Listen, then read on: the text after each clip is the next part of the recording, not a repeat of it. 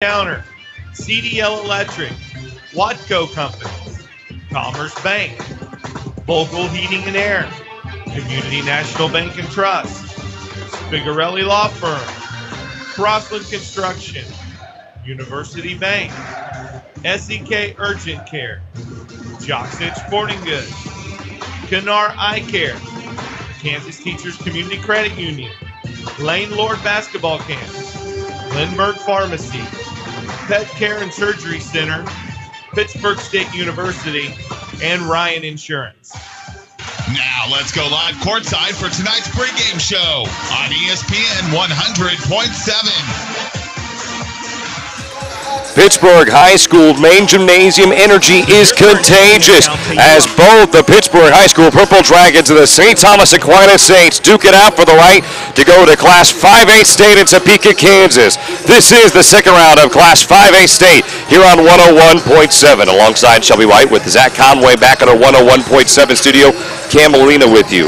Last time out for Kylie Rolfe's boys, how about a 70-57 victory over the very pesky Lansing Lions? And through 3 quarters of play, it seemed that the 16th seed Lions would overcome what was an early deficit and surmount the Dragons in a shocking fashion. However, it was a fourth quarter for the Dragons that was really characterized by the 23-point explosion, also defensively holding the Lions to just 9 points in that fourth quarter of action. As for John Ross Saints, last time out, beating Parkview, the 9th overall seed in 5A State, prevailing by 12 points in that contest to advance against a matchup against the Dragons on their home court. PHS looking to go to back-to-back state tournaments for the first time in what seems like forever for Pittsburg community members. And with that, we will step aside for 2 minutes and talk about how big of an opportunity this is with Kylie Rolfe, head boys basketball coach of the Dragons. You're listening to the home of Purple Dragon Athletics on 101.7.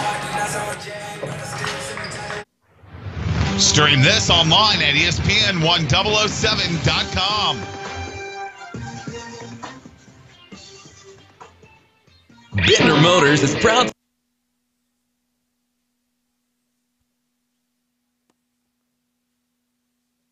What do you want from your bank? Access to my account information on my phone. Security, convenience, and friendly staff. When I call, I want to speak with a real person. I want it all. Low fees, low loan rates, and high deposit rates. What if there was a place like this in your community? There is. Kansas Teachers Community Credit Union with locations in Pittsburg, Fort Scott, Independence, and Coffeyville, serving area residents since 1949.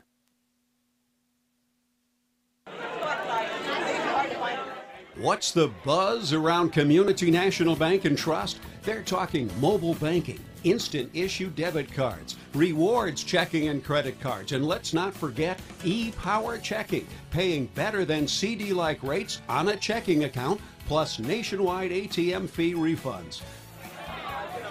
Get in on the buzz. Community National Bank and Trust, member FDIC.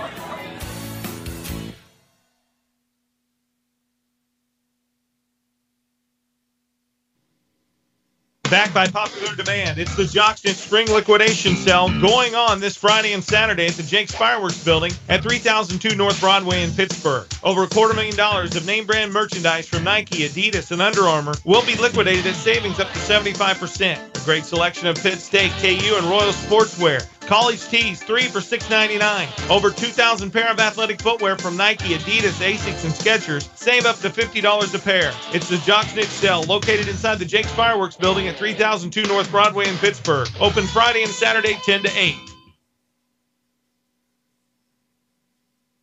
Now accepting new clients. At the Pet Care and Surgery Center, Dr. James Clark believes all of our pets deserve kind, humane, and loving treatment. From a simple checkup or rabies vaccination to performing major surgery. Plus, Dr. Clark has boarding, grooming, nutrition, and wellness checkups. Dr. James Clark can provide that loving member of your family with the treatment they deserve. Call 620-308-6454 to set up an appointment or simply visit petcarecenter.org. Pet Care and Surgery, making a difference. Stop in at Bo's One Stop for everything from gas to groceries. Bo's has drink specials daily from 6 p.m. to 9 p.m. In a hurry, grab a hot cup of coffee and hot breakfast or lunch from the deli and watch for daily specials. Bo's One Stop also has fishing supplies. Bo's One Stop is really just that, your one stop for all your in-the-hurry world with great friendly service. Bo's would like to congratulate the Pittsburg High Dragons on a great season and continued success in the playoffs. Before you head to the game, stop in at Bo's One Stop on 4th Street, Pittsburg. Go Dragons!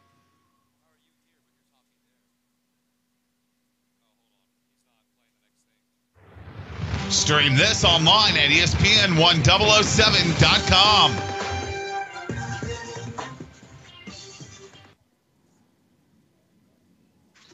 We will come up in 5-4-3.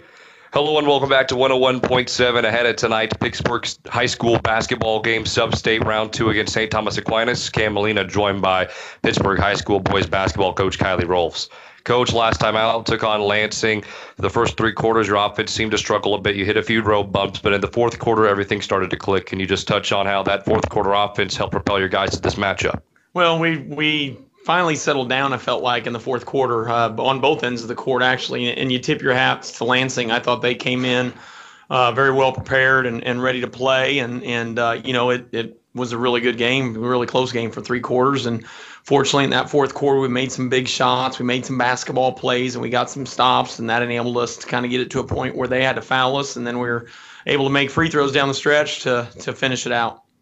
Well, Coach, a milestone for Marquis English, your senior, 1,000 career points. Just touch on how big of a blessing it's been for you and your organization to be able to coach him and what he's been like in practice to all the other guys. Well, he's a great kid, and I've made several comments throughout the season that I think display that. But you can watch Marquis not only play, but just watch him interact with other players and with other people around our school and on before and after games and everything, and you just realize.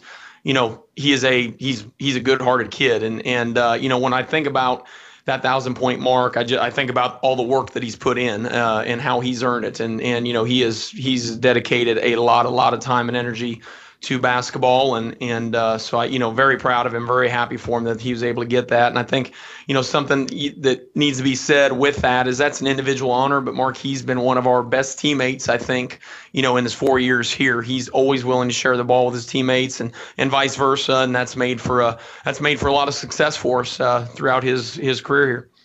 I know you talk about how great of a teammate he's been. Can you talk about reciprocally how his teammates have patted him on the back since earning that 1K mark and how they've responded to him being such a great teammate? Well, I think that's the whole key is it goes both ways with our guys, and they've been bought into that. They know what Marquis is capable of. They know what kind of player he is and what kind of talent he is, and so they know that he's a guy that needs to get touches in the places where he's able to be the most effective.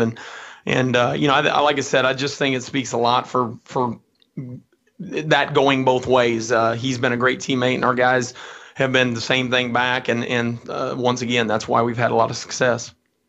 Touch on a little bit the pride that you and your guys feel going to back-to-back sub-states. I was listening earlier today to Chuck Kluppen in Sports in Kansas, and he mentioned he can't really think back to a time when there was a Pitt High team that went back-to-back in sub-state and then made back-to-back state tournaments. Just touch on the pride not only of the team but of the community riding with you. Well, we are excited, and that I don't want to really, we're excited to be here.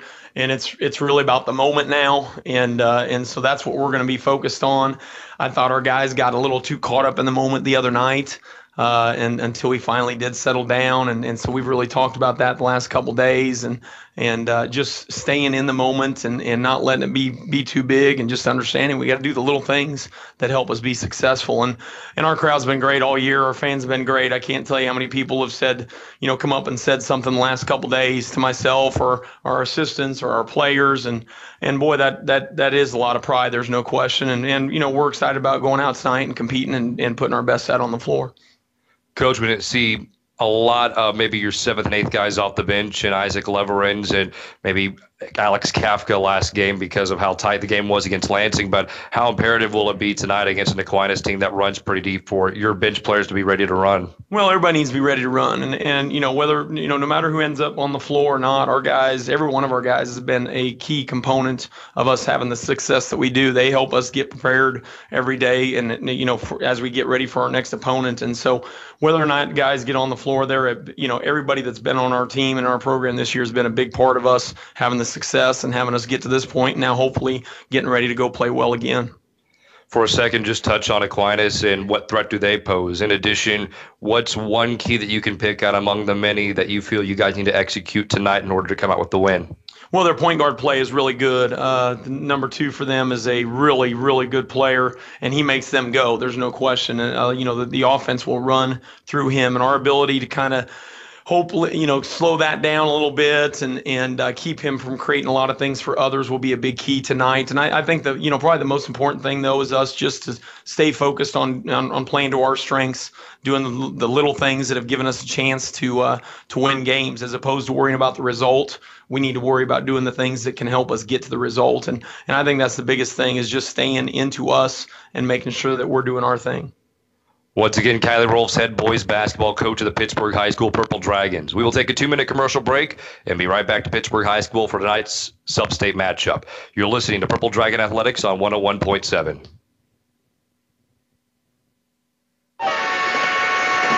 Customer first, safety always. It's not just a tagline, it's the Watco way. By focusing on safety, each and every day they build a future by protecting their customers, team members, community, and the environment. When Watco moves commodities by rail, river, and road, at home or across North America and Australia, their priority is to ensure that they deliver their loads safely and on time. Watco wishes all area teams a safe and successful season. I had no idea you did that. That's what I said when I learned CDL does more than just electrical work. Like plumbing, heat and air, security cameras and alarms, generators, solar panels, even signs for my business. CDL really is one company that has a solution for about everything in my home and business. Learn more at cdlsolution.com. Advanced technology, comprehensive quality care. That's Canar Eye Care. We have the newest technology, but we never lose sight of what's most important, our patients. Eye care has changed dramatically in recent years, and we've been there for you every step of the way. At Canar Eye Care, patients spend time with doctors. Total eye care, from contact lenses, including bifocal contacts, treatment of disease, and surgical co-management. Canar Eye Care, the clear choice. Find them fast in names and numbers. Are you tired of all those confusing checking account options? The Kansas Teachers Community Credit Union makes your choice simple. We only have one option. Our checking account has no monthly fees, and if you maintain a $2,000 minimum balance, we pay you interest. Get the Credit Union Advantage at 416 North Broadway or call 620-231-5719 for more information. Deposits are federally insured by NCUA up to $250,000. High school basketball on ESPN 100.7. And everybody, welcome back to 101.7 alongside Shelby Wyatt with Zach Conway back at our 101.7 studio. Cam Molina with you. A jam-packed Pittsburg High School stands up ahead of tonight's sub-state matchup against St. Thomas Aquinas. National anthem about to begin, so we will take a 2-minute commercial break and bring you right back with the starting rotations here on 101.7. Grilling season's year-round in these parts. You can almost hear the sizzle of a juicy steak. Don't forget to check your propane levels, and if you're low, it's time to head to Kirkland Welding Supply. Most 20-pound grill tank exchanges contain only 17 to 18 pounds of propane, but at Kirkland's, when you get your grill tank filled, Kirkland's will fill it to 20 pounds. Why pay for propane you aren't getting? Kirkland Welding Supply, 3rd and Joplin in Pittsburgh, and at 1301 East Wall in Fort Scott, open 8 to 5 Monday through Friday and 9 to noon Saturday. Located in Pittsburgh, Guest Home Estates 4 provides independent and assisted living services in a warm and friendly environment. They are Medicaid approved and work hard to meet their clients' needs affordably, efficiently, and compassionately. Guest Home Estates 4 would like to congratulate both the girls and boys Pittsburgh High School basketball teams on a great season and continued success throughout the playoffs, and a special wish to the seniors. Guest Home Estates 4, call them today and get a peace of mind. 620-235-0522. Go Dragons!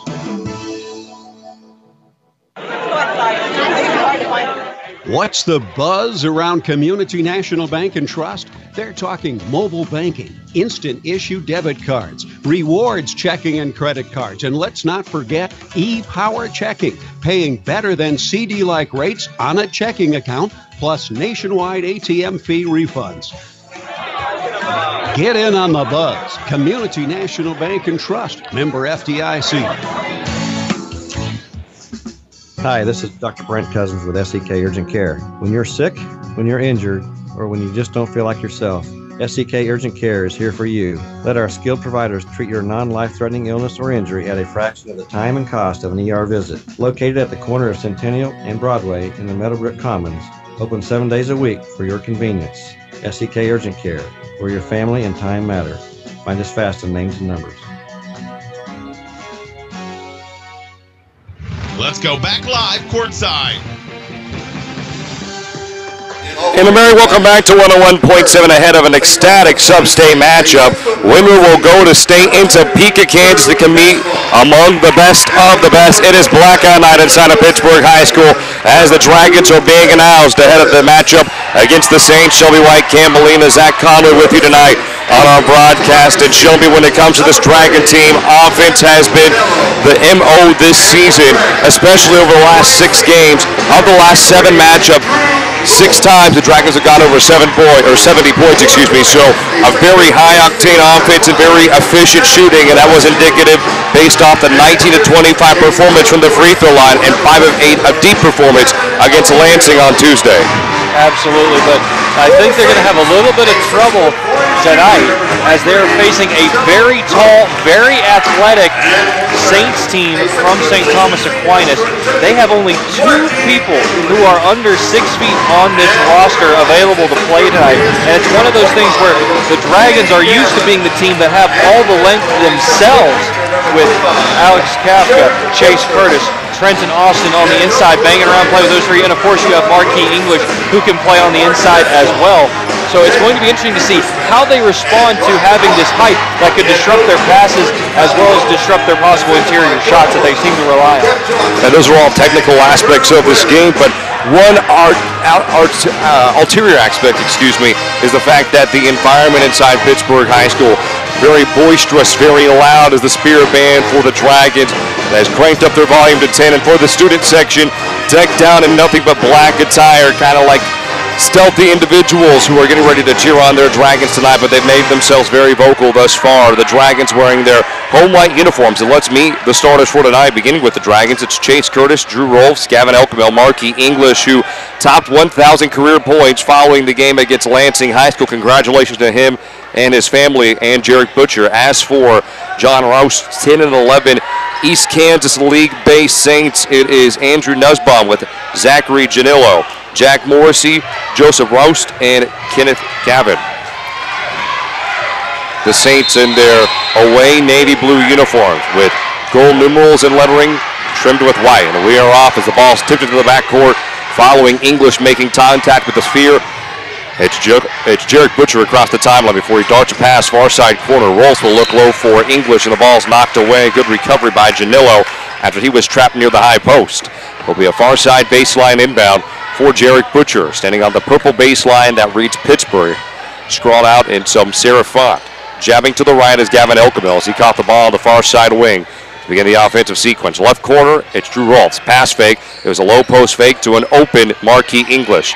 Curtis will reverse it to Rolfs. Rolfs, Butcher, his 3 on the way off the back iron. High hop off the Belange, and it goes off the hands of Chase Curtis, who tried to crash the glass, and he lost it off his fingertip. Ball is inbounded into the backcourt, and running the show, it will be Nussbaum, who Coach Rolfs mentioned was the catalyst for this team as Gavin Elkamel jars the ball out of the hands of Morrissey momentarily, curling to the high post and pulling up for 2 is Gavin. He leaves the shot just a bit shy as it smooches off the iron. Recovered by English. English advances it to Rolfs, reverses it back out to Elkamel. Elkamel near side wing, near side into the court. We'll find Rolfs, who will think about interchanging before working it around the horseshoe. Rolfs will work baseline and pop out, flash out to the far side corner. He has English at the point, looks down low for Curtis on the entry feed, and Curtis is denied. Ball knocked out of bounds by the Saints. And this was similar to Tuesday, Shelby, where the Lions did a fantastic job of collapsing inside and not allowing very many post opportunities for English and Curtis, despite English ultimately putting up 22 points on the night. And you look at it, the Dragons are going to establish that because that opens their outside shots. And Jarek Butcher knocks down a deep 2-pointer from the far side short corner. Scored 2-0, and Butcher has taken the Dragons' first 2 shots of this contest. With the rock, left wing, it is Gavin. Gavin hesitates as he scans through the floor, and the vibrations from the volume that's being emitted from the Dragon fan base nearly deafening and nearly will knock you out of your seat. Another missed jump shot, this time by Nussbaum. Corralled by Curtis, so Curtis as well as English with a rebound each, and then Elkamil, who tries to tap dance along the far side baseline, will step out of bounds. Good defense there by the Saints to cut off the baseline to where the only step that Elkamil could have was out of bounds. Nussbaum wearing a navy blue Under Armour calf sleeve will work the ball to the left wing. A shooting sleeve wearing Morrissey's on the far side wing. Back to Nussbaum, right wing, power dribble, strong move to the rack by Roast, but he's unable to convert. Rebounded by English. English will take the ball under his own accord to the far side ring on the opposite end of the court. Pull up two, that one's off kilter. Tracked down by Morrissey, who scoops it backwards and Nussbaum. His transition shot, no. English with his third rebound of the contest already. Rolfs will catch the ball left wing before cycling it backwards to Elkamil. Curtis will have it at the top of the arc before attempting to find Rolfs off a snipe pass from the point, but it's broken up. Nussbaum, good defense. He's able to get his left hand in the passing lane. Jared Butcher to inbound in front of the St. Thomas Aquinas Saints bench. He scans to his right.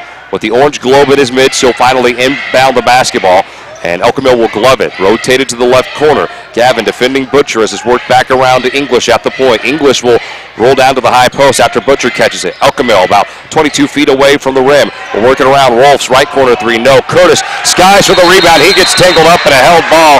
He and Morrissey were knotted up, but that's a held ball, and the St. Thomas Aquinas Saints will have possession. However, a great effort play by Chase Curtis, who has truly been the most spirited individual on this Dragons team this season.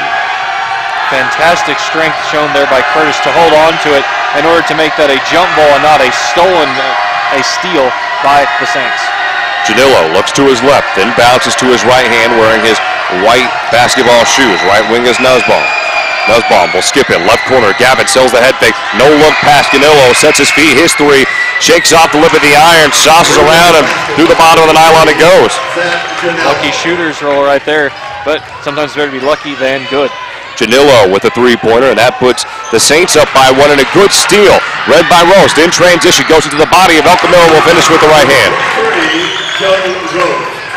So Roast with a great steal. He read where the ball was going, and just a telegraph pass by the Dragons on that particular attempt.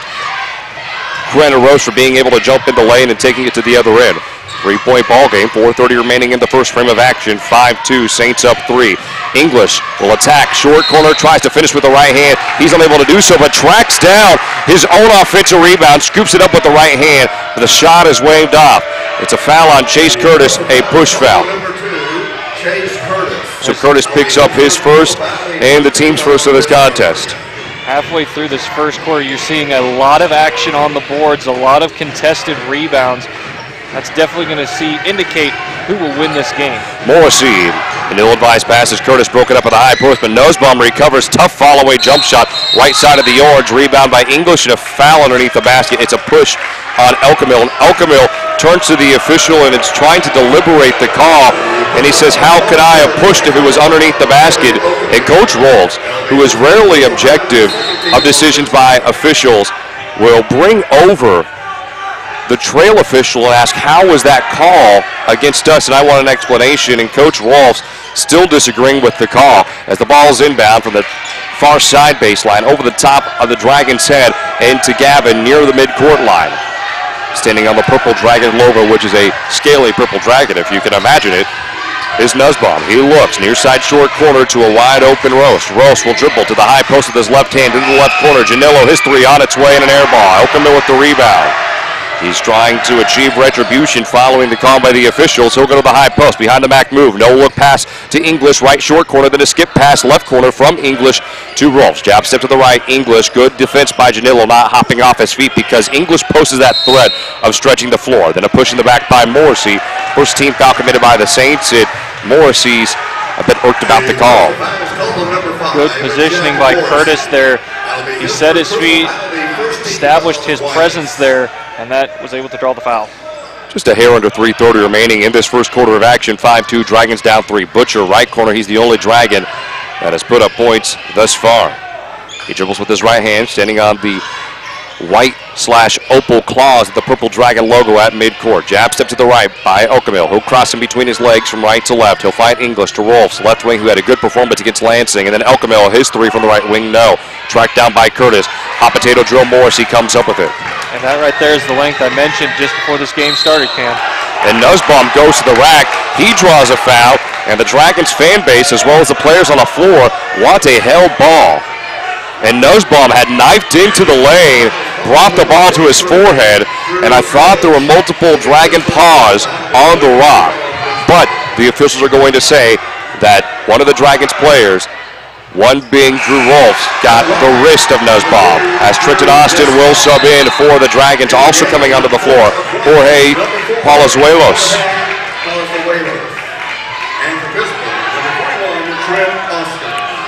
So it will be Nussbaum going to the free throw line. His Saints with a three-point edge, under 3 to go in the first quarter. Nussbaum will convert the and one. He didn't make a shot. Why did he just have one attempt? I don't think anybody caught on to that. I don't know if the scores table hasn't added it on. I don't think Nussbaum made it, but it was just one free throw. That is extremely interesting. Left corner roll, so bring it back to the point. And as he reverses to the right, it's Curtis who catches. He'll cock it, look right to Okamill. Okamill will jab baseline, but instead it's Rolfs at the point. He'll curl the left wing to the left ring, finds Curtis, who goes with a strong power dribble through the lane, and he's fouled on his way to the basket. Well, take a trip to the free throw line. Head coach John Roast for the Saints was wanting that to be a foul on the floor, but as it is, it's a shooting foul. Shelby, I don't mean to dwell on it, but am I crazy? Did Nussbaum just shoot one free throw? I do not recall seeing a second free throw being shot, or a first one rather, and then the subs coming in. I just heard the buzzer for the subs. All right, well, second free throw regardless is tracked down by Palazuelos after Curtis is unable to convert from the stripe on the second opportunity. He's 1 of 2 to start. At the point, it's Nussbaum. He scanned to the right, flashing up as Palazuelos. Suelos, who has a shield and a cross crest at the nape of his neck for the Saints jersey, works it around the horn. Far side short corner with the rock is Roast. Roast reverses it back outside to Palazuelos. Suelos will find a wide open Gavin, and attacking inside, going with the one hopper is Roast to the corner. Gavin, his three, no, but an offensive rebound by Roast. He goes with the body of English. English deters it, then tracks it down, loses it, and recovers. Great defense by Marquis English. He scans ahead, dribbling with his right hand, runs into traffic, tosses it up a shot with his right hand, and is unable to convert. He's 0-3 to start the contest, bringing it across the timeline. Then inside the right ring, nearest the right elbow, is Nussbaum. Nussbaum scans to Janula, who works it around left corner, attacking Gavin. No, stolen away by Okamill. Okamill goes in and out fake, tries to find Trenton Austin. That one's broken up. Great defense yet again in transition by the Saints, who will now slow the cadence of their offense down as Janilla will catch up, looks behind him, and then dumps it off to Nussbaum. That was not an ill-advised pass by Okamill. He looked away from it, but it was just good heads-up defense there in the paint. For the left wing attacking, head fake, Rose goes right into the body of Gavin Okamill and is able to convert. Good finish by Joseph Roast. Right wing for the Dragons. It's Rolf. Has ball screen set by Curtis. Curtis goes far side short corner. Scans, double clutches at the rack and is unable to convert. With under 60 seconds remaining in the first quarter of play, it is 8-3. Aquinas leads by 5. And a tough defensive matchup between two great teams in Class 5A. You know, it's incredible the frenetic pace that these two teams seem to want to establish. However, when you set it up in the half court, the Saints are just a little better so far in establishing their offense and finding a high percentage shot. Not always going in, but at least finding that high percentage shot. And the game for Aquinas, number 22, Declan Connolly. And now Declan Connolly will sub in for the Aquinas Saints. Curtis, after missing the front of his two shots, will have a second opportunity. His right foot staggered in front of his left. He'll set belt level, shoots his free throw, and he's short. And that was a chronic issue to start out the year. I would say through the first 8 games, his free throw shooting dwindled, and he went to the free throw line quite often because he's such a physical player and has such a hard-nosed disposition about him. But starting 1 for 4, not very fortunate for the Dragons. And on the left wing, circling it around to the right wing, is Conley. Conley will find Nussbaum, left wing with the rock. is Palazuelos. Palazuelos picks up his dribble at the point, looks to his left to a wide open Conley. Conley kicks it back out near midcourt, and the Saints will hold on to the rock. Coach Roast barking out from the sideline, telling everybody to go to the left to make it a strong left side of the court. Nussbaum shakes off Rolfs. 15 seconds left in the first quarter. A 5-point lead for the Saints. With his navy blue shoes and Nike white socks. It is Nussbaum. Step back three. On its way. Beautiful shot by Nussbaum. Inbound by English. Trenton Austin heaves it from midcourt, and that one well short. So how about Andrew Nussbaum to cap off the first quarter, giving the Saints a respectable 8-point lead over the number 1 team in Class 5A in the East Bracket. And with that, we will take a 30-second commercial break and bring you back to Pittsburg High School. This is the Class 5A East Bracket Sub-State Tournament. Winner will go to Topeka, Kansas, here on 101.7, your home of Purple Dragon Athletics.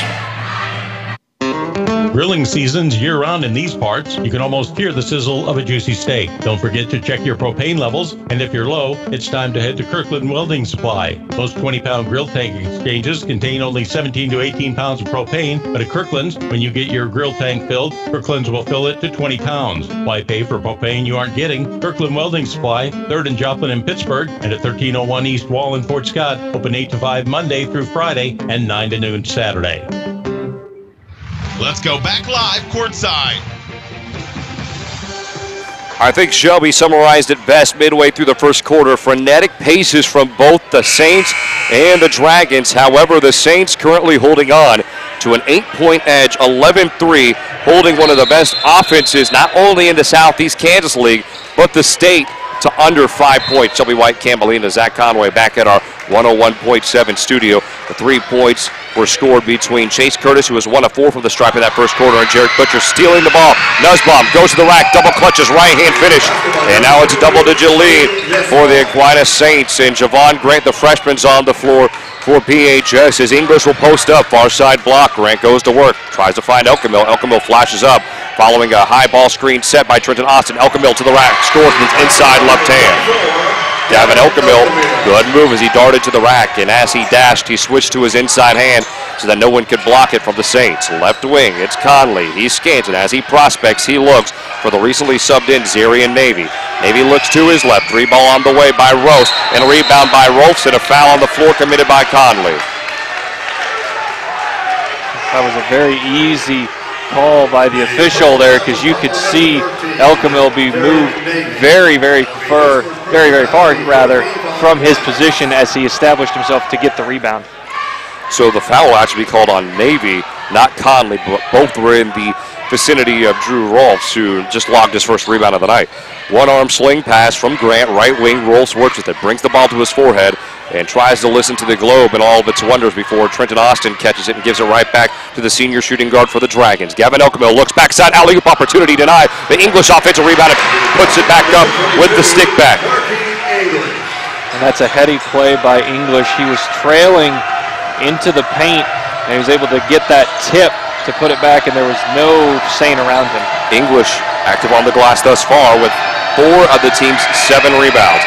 Left wing, jab step. Palazuelos looks right wing. Navy jabs to his right before reversing the ball back out to the point. Nussbaum, left wing, jabs to his right, defended by the freshman in Grant. The Dragon fan base cheering and howling. The bellowing Dragon gets to the head of Palazuelos. He misses the 3, but on the backside, easy rebound by Andrew Nussbaum, a hard-nosed player who's very active on the glass. He now has 8 points, leads all scorers in that category, including a rebound, but the Dragons have to be able to crash the glass, especially if you had the advantage in the height category. Elkamill goes inside the near side ring before reversing back out. Left corner, English. He'll attack left short corner, tries to use the window, way high off the window, does not score. But then Trenton Austin missed a point-blank range shot. The bunny did not go for the junior forward. Navy on the break, goes right-hand scoop and finish. And Kylie Rolfs wants a timeout. And hemorrhaging is starting to show for this Dragons team as no one can get back defensively. And Coach Rolfs and Gavin Elkamill kind of in a little shouting match, showing a little bit of the discord right now and the displeasure by the Dragons. They know what level they can play at, and that is a state caliber level. And to be trailing by 10 with 5:48 in the first half of action it's not very favorable. Shelby, we've seen this offense, their highs and lows on the season, but for the most part it's been highs. Thus far, the Saints taking away a lot of outside jump shots and forcing English, Austin, and Curtis to take contested shots down low. Again, I said it to start the game. That kind of goes back to the length that this Saints team has. A vast majority of these players 6'1" or taller. That's a massive amount of wingspan that you are allowed to have when you're that height, so you can stand block to block down in the post and essentially cover the entire lane to cut out not only the cutting into and driving in the lane, but also those long jump shots. Hey, Javon Grant forces the crowd to turn into a frenzy. What a shot from the left wing as he drilled a trifecta right in the face of Navy. He took 2 dribbles to his left and then unsheathed the 3. Left corner Morris, he decides not to shoot. Navy left wing trying to respond, unable to. Trenton Austin cannot track down the rebound as the ball was popped up by Janilla. Then Morrissey slaps it away, and it will stay with the Saints. And Coach Wolves looks at the official and said, 1, that should be a hack, and number 2, it should be our basketball. And Coach Wolves, I have not seen him this apoplectic about an officiating job this season, so you can just see the displeasure from the head coach, and he's talking to the lead official saying, hey, my guy was hacked. You have to call that. Inbounding is Morrissey. He'll find Navy in the backcourt, and Navy touched it in the front court. The ball went to the backcourt, then he recovered. That should be an over and back. That is interesting. Morrissey, right wing, looks low for Gavin, and he scores foul and 1. And Coach Rolfs still looking to the officials to saying, wow, that should have been a backcourt violation. Regardless, Kenneth Gavin made a beautiful cut from the left wing to the block, caught it, finished, and a foul committed by Jarek Butcher. And the Dragons are just discombobulated, and the composure has slowly faded, down 9 points, and Gavin can make it 10 here. He does. Roast will sub in. Morrissey will come out. And Morrissey with that black shooting sleeve, sporting it on his right arm. He'll use his left arm and left hand to give the rest of his teammates high fives. At midcourt, defending Grant is Tyron Young. The left wing is Jarek Butcher. Ball broken up by Janillo, and I think it's a hold committed by Janillo as he held on to English's arm and tried to catch up to the basketball. So Janillo will earn his first and the team's 5th foul committed by the Saints. Grant will catch the inbounds in the backcourt following a far side out by Curtis. He sets a low ball screen. Elkamel, right wing, right short corner. Follow away 2. Off the back iron. English with the rebound. Power dribble. Goes up through traffic. High out the window. A good finish by the savvy forward. English 4 points, 6 rebounds in the contest. The Dragons fans chanting defense, defense, defense, and Gavin mishandles the basketball. Navy had a good look as he delivered a laser over the top of PHS's defense. They were not ready for it, but Gavin had the ball torso level. He would have had a long way to go up, 1, but number 2 just kind of fumbled around with the sphere in midair. 8-point contest, 20-12. Dragons trail it at home. Winner will go to state. English, beautiful spin move, works along the baseline, but how about even better defense on the play by Roast, allowing English to lose his footing. English thought he was going to make contact with Roast, lost his footing and left the shot short. However, Elkamil with the offensive rebound works it back around to Butcher. Butcher, right corner 3 is on its way. No. Curtis and English try to battle for the rebound, but each of them unable to grapple it. Gavin in transition. He and his cohorts have numbers, but decides to reverse it. He'll go near midcourt, standing at the volleyball 10-foot line.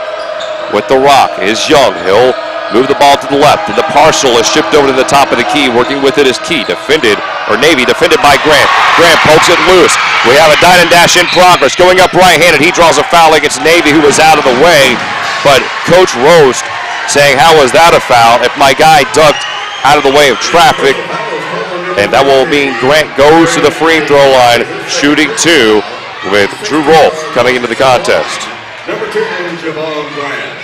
Savvy move by Grant there, puts the 2nd foul on Navy, and that could make a huge difference later in the game.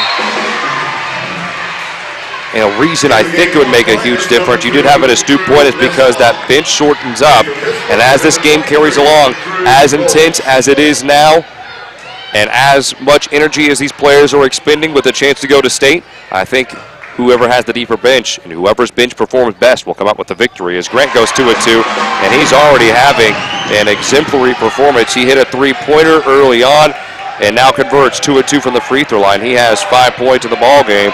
2014 to the Dragons are within 6. Half-court trap flashed by PHS. English reading the charge, and again, I've talked about his versatility defensively in the past. Young behind the back move, looks off the entire PHS defense. Roast goes into Curtis in a charge, and that sends the fans into a ballistic rampage. I think they were in such a frenzy. They flustered you, Cam. Yeah, they did. I was trying to see who was on, and it was on Roast. That's just good defense in the post by Curtis right there. Javon Grant dribbling with his right hand, goes with a slight in and out move. He is defended by Tyron Young. He bounce passes over to English, scans to his left. English will kick out a pass left wing to Rolfs, into Elkamil. Good help defense by Morrissey. Elkamil will reverse back out with Gavin defending him. Elkamil left corner 3, up in an air ball. And the sophomore has experienced his share of struggles throughout the season, just a bit of inconsistency, but once he pieces that aspect together, being able to come in on a night-in, night-out basis and play well and competently, I think this Dragon team is going to soar to new heights as Curtis knocks the ball out of bounds.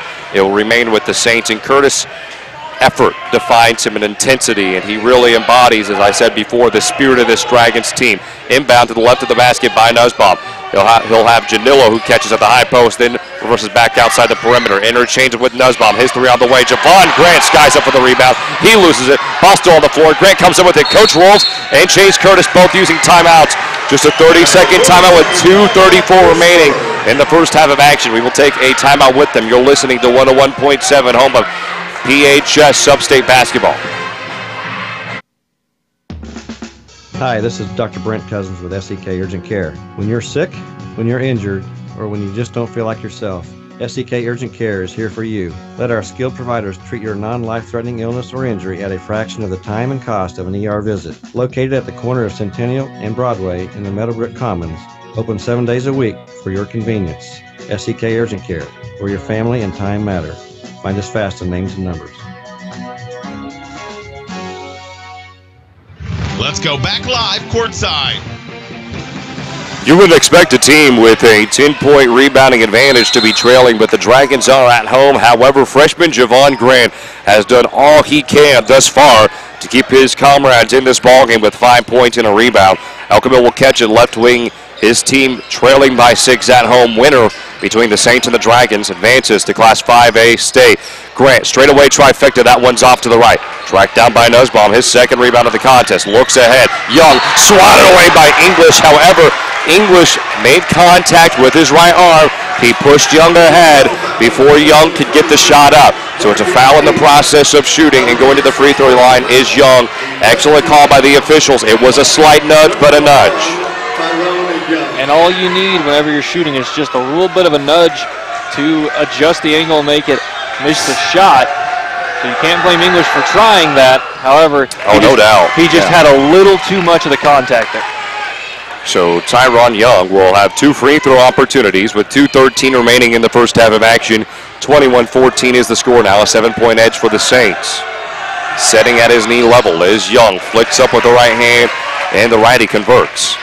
Grant across the timeline of the freshman earning valuable minutes in such a high-impact game. Crossing over from left to right, Grant snipes a pass down low to Curtis, and a foul on the floor. That is a 17th foul committed by the Saints, and a 1-on-1 opportunity. Javon Grant, when it has counted the most, has stepped up to the plate, and through the early goings of this contest, as we have 2 minutes remaining in the first half, has been exemplary.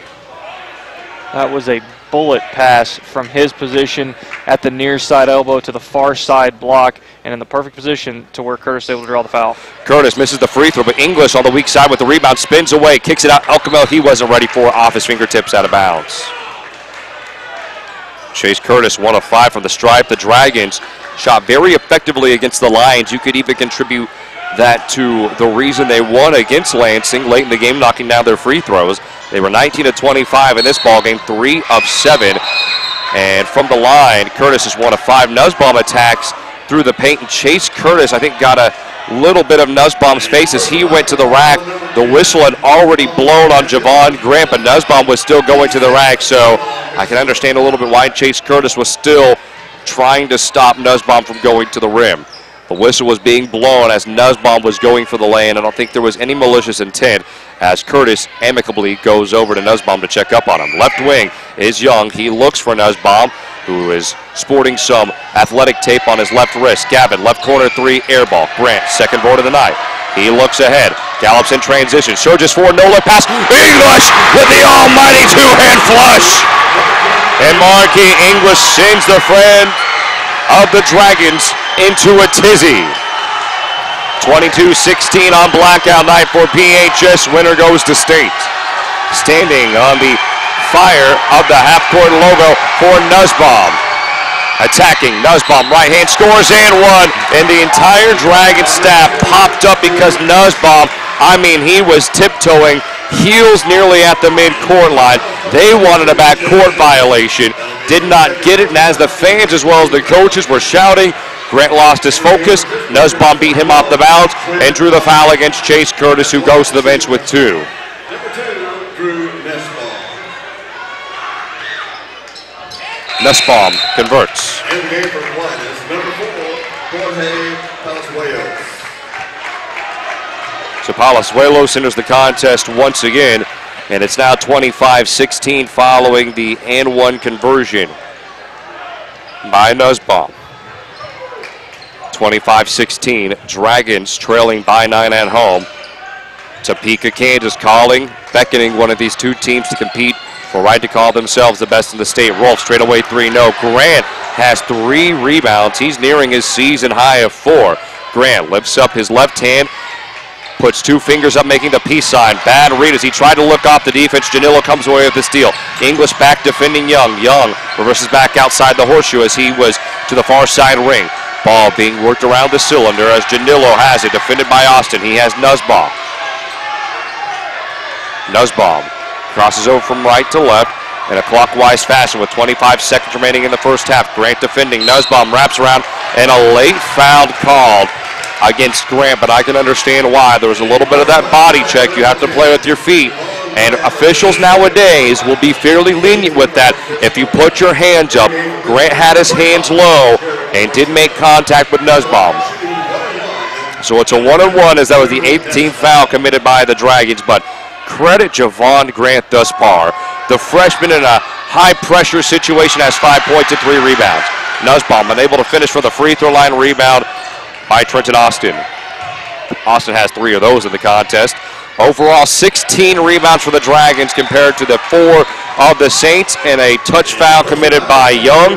And Butcher goes to the stripe, shooting a 1-and-1, as that is the 19th foul committed by the Saints.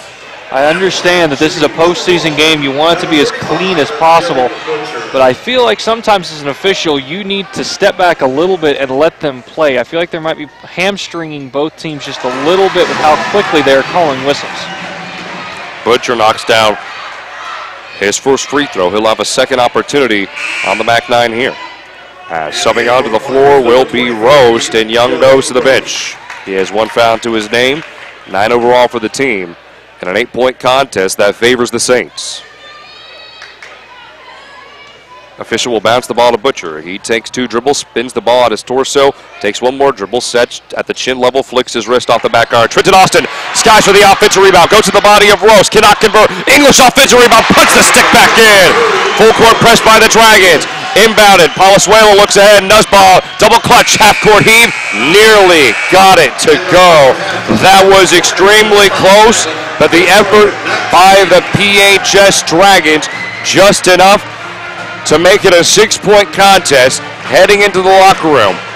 25-19, the Saints lead at intermission. We will take a 2-minute commercial break and come back with our halftime report. We'll give you a full lowdown on the stats as well as insight into the second half of action. You're listening to 101.7 home, a Pittsburg Dragons sub-state action. Located in Pittsburg.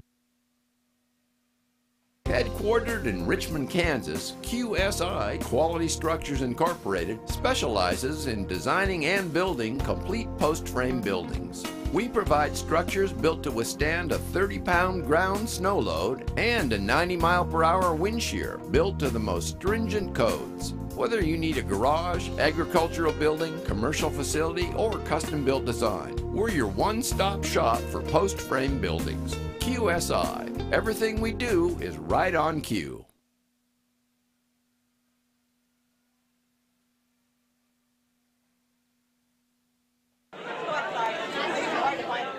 What's the buzz around Community National Bank and Trust? They're talking mobile banking, instant issue debit cards, rewards checking and credit cards, and let's not forget e-power checking, paying better than CD-like rates on a checking account, plus nationwide ATM fee refunds.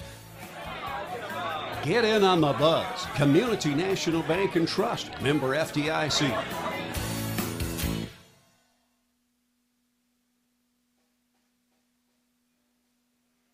Call the Spigarelli Law Firm today at 877-409-7931 or visit their website at spigarelli-law.com. You can also find them fast in names and numbers. Be sure to get reliable information when you choose an attorney to represent you. No one wants to file for bankruptcy, but a wage garnishment can make it hard to pay the rent, pay the pharmacy, or even feed the family. Bankruptcy can be a viable option to help families cope with unfortunate and unforeseen financial hardship. Call Steve Stockert at Wilbert & Towner, 620-231-5620 for a consultation to find out if bankruptcy is the right choice for you and your family. Call today. Wilbert & Towner, a full-service law firm, 620-231-5620. We are a debt relief agency, helping people find the relief they need in bankruptcy. Let's go back live courtside. And a merry welcome back to 101.7, home of PHS Sub-State basketball, alongside Shelby White with Zach Conway back in our 101.7 studio. Campbellina with you. The Dragons down the stretch of the second quarter, making a valiant comeback, but it's still a 6-point lead for the St. Thomas Aquinas Saints on the road. Winner heads to Topeka, Kansas to compete at 5A State. And we'll take a quick glance at the stats, beginning with the Dragons. Chase Curtis, 1 point, 1 rebound in the contest, 1 of 5 from the free throw line, and the free throws may be the difference. The Dragons, 44% from the stripe, 4 of 9 overall, and from deep as well, 1 of 4 from downtown.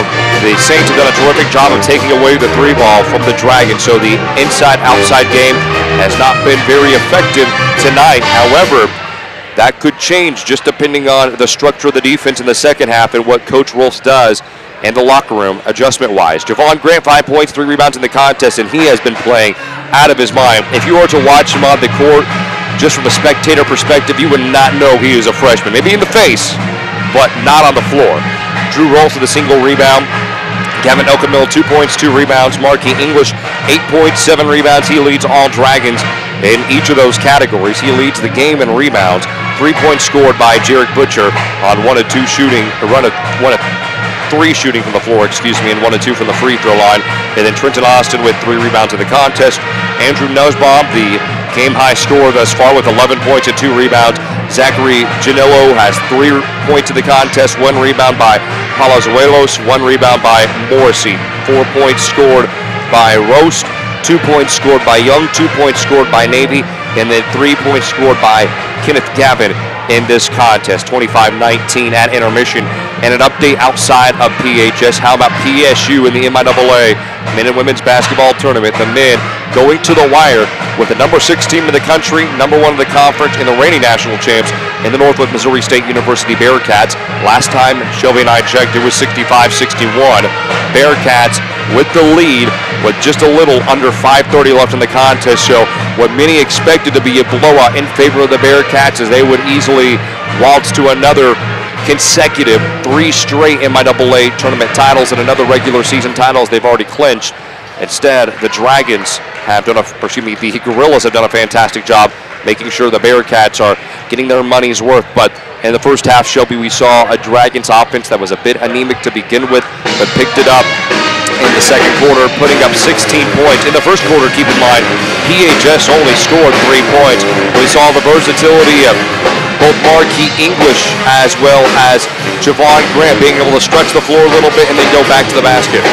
You know, and I think if you also look at him from quarter to quarter, The Saints only scored 8 points that second quarter, so the defense for the Dragons tightened up as well. And the reason for that, they've been pressuring Andrew Nussbaum just a little bit more. He is who is facilitating this Saint offense, whether he is stepping outside, calling the play, or driving and dishing. The Dragons have figured that out, and they've applied a little more pressure. Sometimes with double teams, occasionally it's just with angled bodies to get him to not dribble to the side that he is wanting to go, especially when calling for it. Now, on the flip side, you mentioned Javon Grant. You're talking about how he doesn't look like a freshman. That is just amazing basketball IQ that he has, and that explains how he's got 4 rebounds despite being the smallest guy on the floor almost every time that he is on the court. And looking at the rebounding margin, plus 13 for the Dragons, and you would expect a team that is plus 13 off the glass, also plus in the offensive rebounding department, not to be trailing, but that's the case. And credit the Saints defense.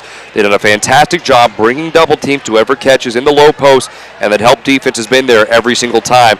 You and I were in Kansas City just a couple hours ago watching the MIAA tournament, and it's reminiscent of the Washburn Ichabods and how well their help defense is. Now, I mean, there's leaps and bounds and differences in terms of athleticism and knowledge between the two levels of talent, but it looks very similar, and everybody on that Saints team just seems to be in sync defensively, and they are so concise and precise with their movements. They take 2 shuffles backwards, and they're right where they need to be, and the Dragons are having a tough time maneuvering around such stout defensive players. Exactly. It makes me think of, I don't know if high schoolers do it anymore, but there used to be a basketball drill when it came to help defense where all 5 people would wear a belt and they'd tie ropes to it.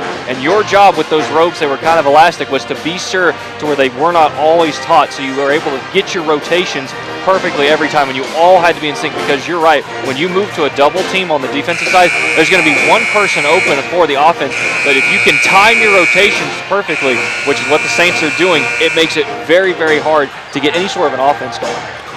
And I know we've talked about the Saints quite a bit in this halftime show, but their 10-11 record does not reflect how good this team is. You're talking about a club that plays in the East Kansas League, arguably one of the best leagues in the state, and to play teams in the Kansas City and Kansas City metro area, it's an understatement to say that these guys are battle-tested. They played right before Sub-State Blue Valley North and Blue Valley West, beating West by double figures and then barely falling to North.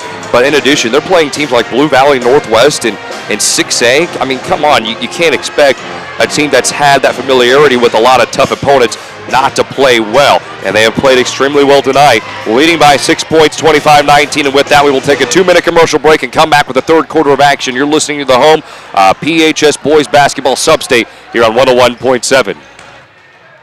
Stop in at Bo's One Stop for everything from gas to groceries. Bo's has drink specials daily from 6 p.m. to 9 p.m. In a hurry, grab a hot cup of coffee and hot breakfast or lunch from the deli and watch for daily specials. Bo's One Stop also has fishing supplies. Bo's One Stop is really just that, your one stop for all your in-the-hurry world with great friendly service. Bo's would like to congratulate the Pittsburg High Dragons on a great season and continued success in the playoffs. Before you head to the game, stop in at Bo's One Stop on 4th Street, Pittsburg. Go Dragons! Back by popular demand, it's the Jocksnet Spring Liquidation Sale going on this Friday and Saturday at the Jake's Fireworks Building at 3002 North Broadway in Pittsburgh. Over $250,000 of name brand merchandise from Nike, Adidas, and Under Armour will be liquidated at savings up to 75%. A great selection of Pitt State, KU, and Royal Sportswear. College tees, 3 for $6.99. Over 2,000 pair of athletic footwear from Nike, Adidas, Asics, and Skechers. Save up to $50 a pair. It's the Jocksnet Sale, located inside the Jake's Fireworks Building at 3002 North Broadway in Pittsburgh. Open Friday and Saturday, 10 to 8. At Lindbergh Pharmacy, we care about your health. From a qualified and caring staff to services like our Time My Meds and MedPack programs, Lindbergh Pharmacy provides personalized service you can count on. Refill prescriptions online at lindberghpharmacy.com or on your smartphone with our free Lindbergh Pharmacy mobile app.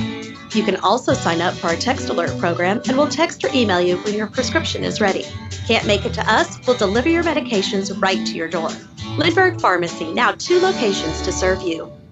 Does your current checking account pay you up to $15 per month? With Common Sense Checking at University Bank, you can earn up to $15 per statement cycle, 10 cents for each swipe after the first 15 swipes. Qualifying is so easy. Simply have one direct deposit or auto payment plus 15 debit card purchases each statement cycle and a $100 opening deposit. Stop by the bank for more information about our Common Sense Checking. Then swipe and save. It's convenience that pays at University Bank. Branch GMB. Member FDIC.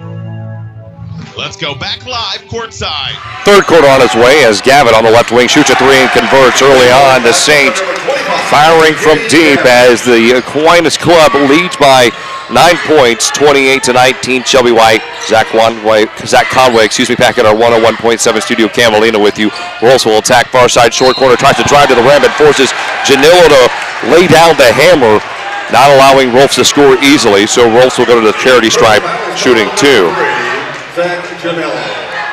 During our break, we were able to watch the student section for PHS that are all wearing black attire do the Skol chant, much like the Minnesota Vikings do, and it was a pretty humorous scene. A lot of what these younger fans are doing in the stands nowadays, it's not similar to it, but I would say the energy and the antics are similar to that of Arizona State and their wall of mystery, I believe it's called, or their wall of something. I can't remember what it's called. A curtain of distraction, that's what it's called, where they pull back the curtain and they always have some randomness happening. But it's 28-21 after Rolfs knocks down both free throws. Student section is going to have to be a little more cognizant of what they're doing as they have Superintendent Destry Brown over there monitoring them to make sure they don't get too out of control, though. Janillo back to the basket. Good reverse lay-in by Nussbaum. English was right there ready to swipe at it, but was able to get the ball high enough in the air and with a high enough trajectory off the glass so that English could not touch it. Elkamil attacks baseline, tries to go up, misses his first shot. Second opportunity, no. Look for English. Left block, double clutch, fall away, air ball. Tracked down by the Purple Dragons and then off the chest of Roast, I think, and that one goes out of bounds.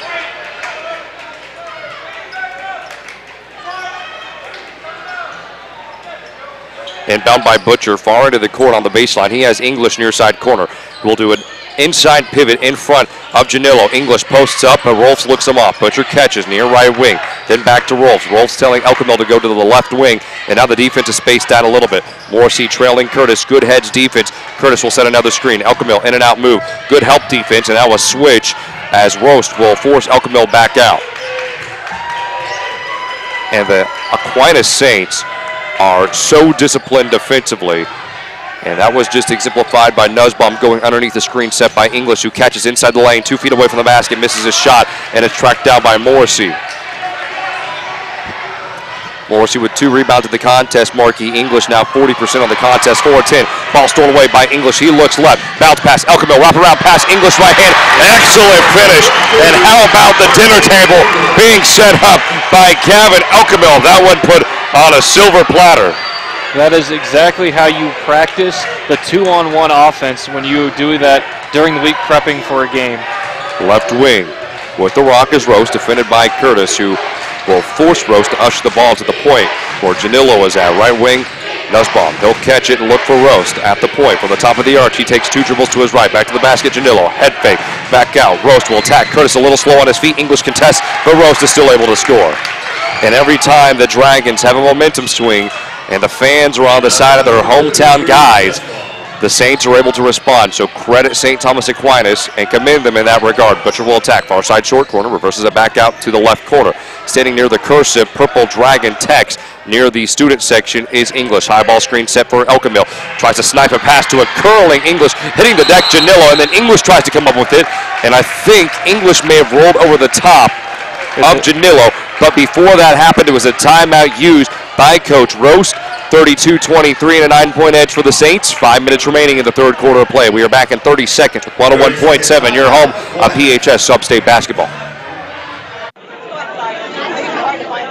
What's the buzz around Community National Bank and Trust? They're talking mobile banking, instant issue debit cards, rewards checking and credit cards, and let's not forget e-power checking, paying better than CD-like rates on a checking account, plus nationwide ATM fee refunds. Get in on the buzz. Community National Bank and Trust. Member FDIC. Let's go back live courtside. I'm Mary. Welcome back to Pittsburg, Kansas, but quickly in Kansas City, Missouri, where Eddie Lomchek and the rest of our ESPN crew is added, our sister station at ESPN 100.7. The Pittsburg State University men's basketball team only trails by 1 with 20 seconds left in the second half against the Northwest Missouri State Bearcats. So if you want to tune into that, I don't blame you. But in this contest, the PHS Dragons trailing by 9, 32-23 for the right to go to Class 5A state. The Dragons attempted to go to the state playoffs in consecutive years. Last year bounced by Heights in the first round, but this is a far more well-rounded team from the top up. And it starts with Gavin Elkamel, who in this contest has 10.7 rebounds. Last time against Lansing, he was able to put on a good performance, 21 points and 2 rebounds. Started off a little slow, but was able to pick up the pace in the second half. And Shelby's you're checking up on the game. I'm trying to keep up, but before we do that, this has been some excellent pressure defense by the Dragons just here, forcing the Saints to take 2 timeouts within 10 seconds of each other. That could be huge later in the game. And a correction, I checked the Pitt State score. I thought I said 78-77, but it's actually 79-73 now, and I think Northwest kind of has this one in the bag at this point. But Nussbaum for the Saints, standing at midcourt along the spinal appendages of the Dragons logo at midcourt. He'll dart a pass to the left wing, bringing the ball above his head as Rose. Gets it, left corner following a pass from Morrissey. It'll shake off the rim, and a rebound by Elkamil. Elkamil with 4 rebounds in the contest, and a good look by Rose. Elkamil goes left wing, then goes with an in-and-out move, tries to attack, goes up right-handed double clutch. He thought he was fouled and hit in the face towards the official and says, hey, I was hit. Stolen by Curtis in transition following an errant pass by Gavin Shapstep. By Elkamil. Butcher, transition 3 on its way, swishes it. Jared Busher now with 6 points in the contest. Nussbaum has Butcher on his heels, goes up 1-2 step, ball poked up into the air, Nussbaum loses it, rebounded by Butcher off the hot potato drill. Butcher looks ahead, rolls, transition 3, no. Elkamil fighting for the offensive rebound off of his head, kind of Pele style, and rebounded by Rose, who will quickly kick the ball over to Janillo and then reverses it to Gavin. Final, Cam, Northwest Missouri State Bearcats 79, the Pittsburg State Gorillas 73. Right wing, Morrissey looks at the point for Gavin. Gavin scans, right wing, Rose looks off the defense, Janillo left wing 3, short. Curtis with his second rebound of the night, looks ahead. Dribbles with his right hand and kicks it over to Jarek Butcher, who holsters the ball to his left tip. Tells the offense to slow down. English will catch it outside the horseshoe from the right corner. He attacks, streaks inside, and is able to polish off the play with his right inside hand. English, who at one point was shooting 40% in the contest, has knocked down his last 2 shots. 32-28, PHS only trails by 4. Steal by Chase Curtis. He looks behind him, scoops it. Drew Rolfe shields himself, goes up right-handed. No, ball poked up behind. Nussbaum tracks it down. Stolen away by Elkamil. He's tripped up, finds Curtis for the finish, but a foul on the floor. And it's a foul on the floor, and the PHS fans are absolutely ravenous. There's even a fan who is holding up 2 little posters, both with the face of Jarek Butcher. They have faces of all the 5 starters intermingled throughout that, Cam. And Javon Grant will check in, and Jarek Butcher talking with the official near the PHS bench, and I think he just wanted a little bit of an explanation and trying to cool the tension that has been fairly palpable in this contest between PHS and some of the referees and some of the decisions they've made. Left wing Elkamil brings the ball, forehead level, 3 on its way, off the flange. Tracked down by Javon Grant. He loses it. On the deck is Rose. No held ball called yet, and it's a travel by Rose.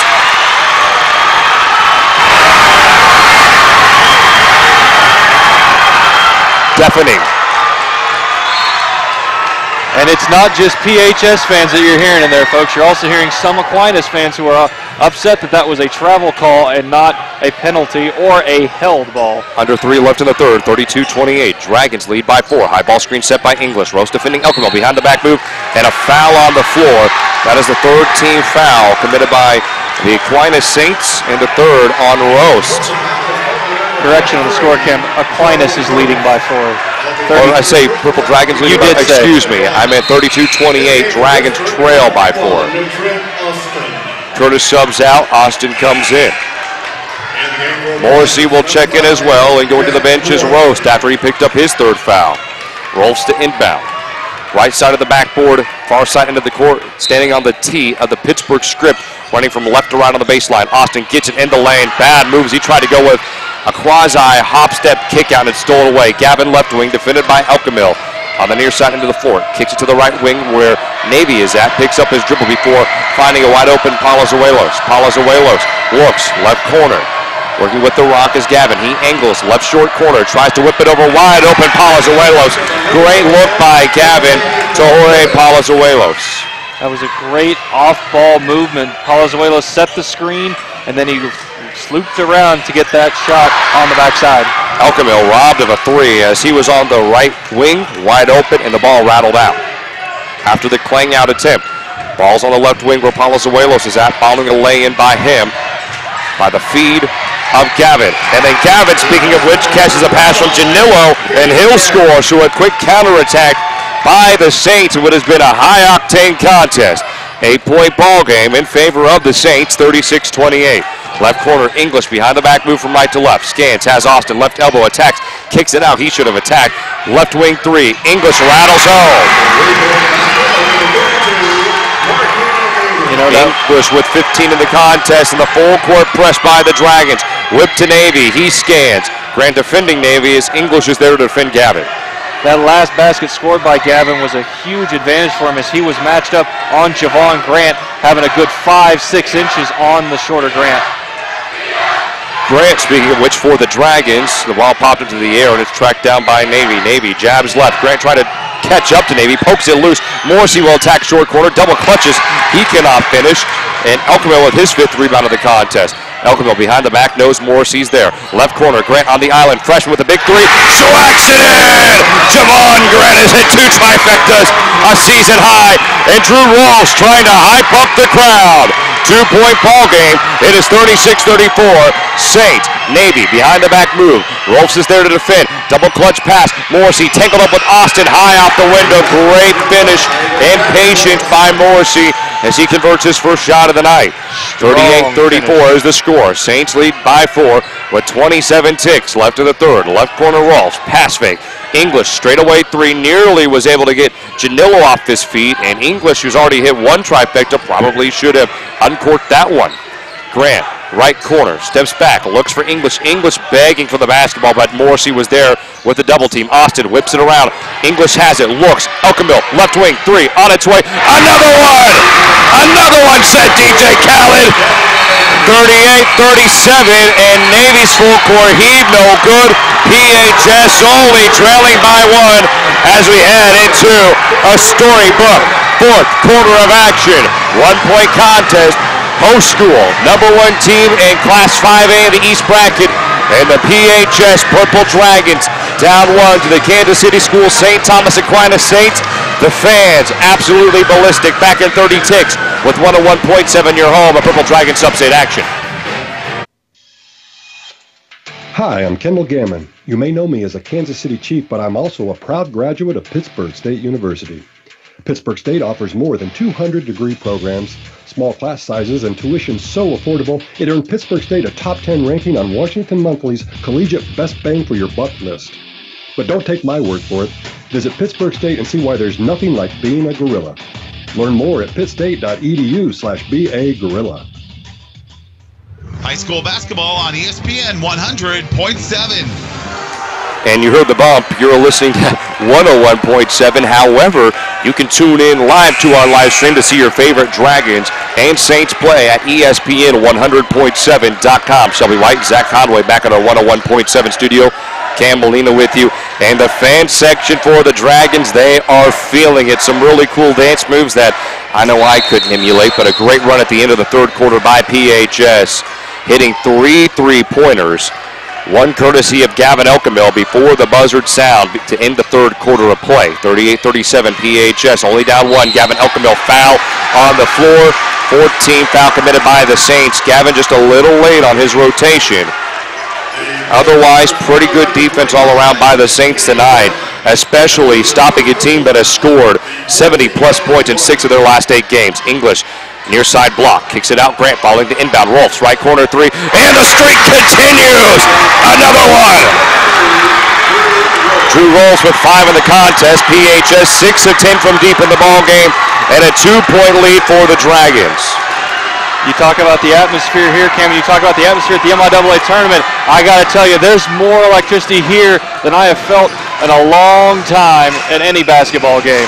And PHS gets their first lead of the game. Roast, left wing three, poked up into the air by Elkamil, and it will stay with the Saints.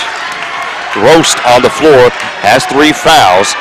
And the ball game, he is 3 of 6 shooting, 0 of 2 from deep. 7:18 remaining in the contest. 40-38 is our score.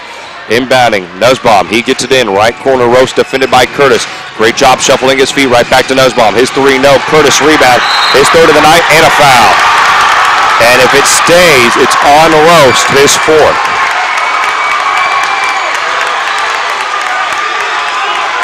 It is his 4th. That is a huge foul committed by Joseph Roast.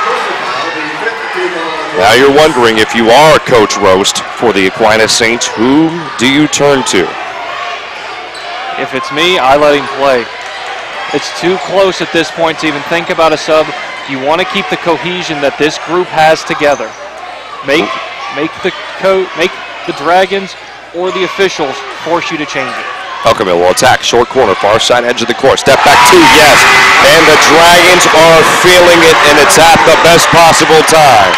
42-38, PHS's largest lead of the night at 4. Morrissey left wing defended by Elkamil. Grant defending Nussbaum, who has the rock. He kicks it out, right wing. Jab step by Janillo. Shading at the point is Roast. Or rather, Curtis against Roast. Roast tries to stride through the lane, misses his shot. Morrissey offensive rebound, tries to go with the putback, and he's fouled. Morrissey active on the glass of this contest. He has 3, but 3 very timely rebounds. And Curtis was lucky on that closeout. He was very left wing extended, hip check on Roast as he was driving. Nearly a call on Curtis. The first on the Dragons, team first of this second half. So the Dragons have been extremely disciplined in this second half of action in terms of not fouling. Roast to the bench. Palazuelos comes in.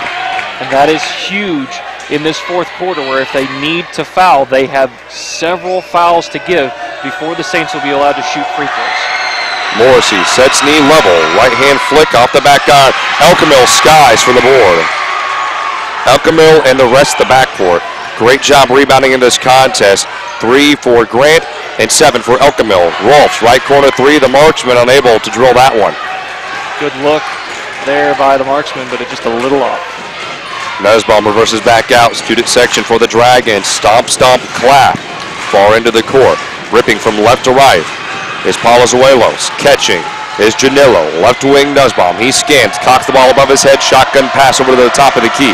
Working with it, Palazuelos. Then he has Janillo. Janillo follow away, right hand shot, tough look. English with the rebound. Floating with a double-double. 15 points, 8 rebounds. Curtis gets tangled up and knocked to the floor. Grant on the break. Hesitation, in and out move. Goes to the chest of Nussbaum. Reverses it back out, and a travel by Grant. And his back right foot slipped. And Grant in the face of Nussbaum. I'm not sure if he was chirping with Nussbaum or if he was just getting ready to defend. But Coach Rolfs intervening, saying, Grant, get back defensively. 5:30 remaining in the 4th. 3-point contest, and you have to admire the moxie of Grant not to back down against a talented player like Nussbaum, a senior for this Saints team. Nussbaum attempts to interchange with Janillo, and a foul on Grant.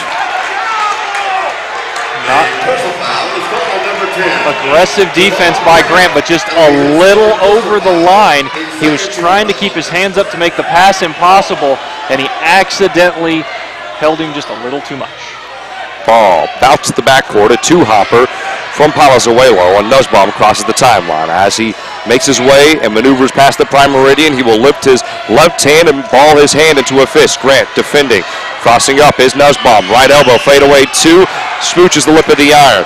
Rebound by Janillo offensively. Left wing, Palazuelo looks right. Gavin will attack, left-handed, goes inside the lane. Right hand scoop shot, no. Curtis with the rebound.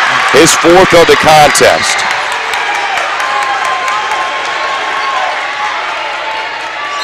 Left wing Gavin Elkamil, and a timeout used by Coach Rolfs.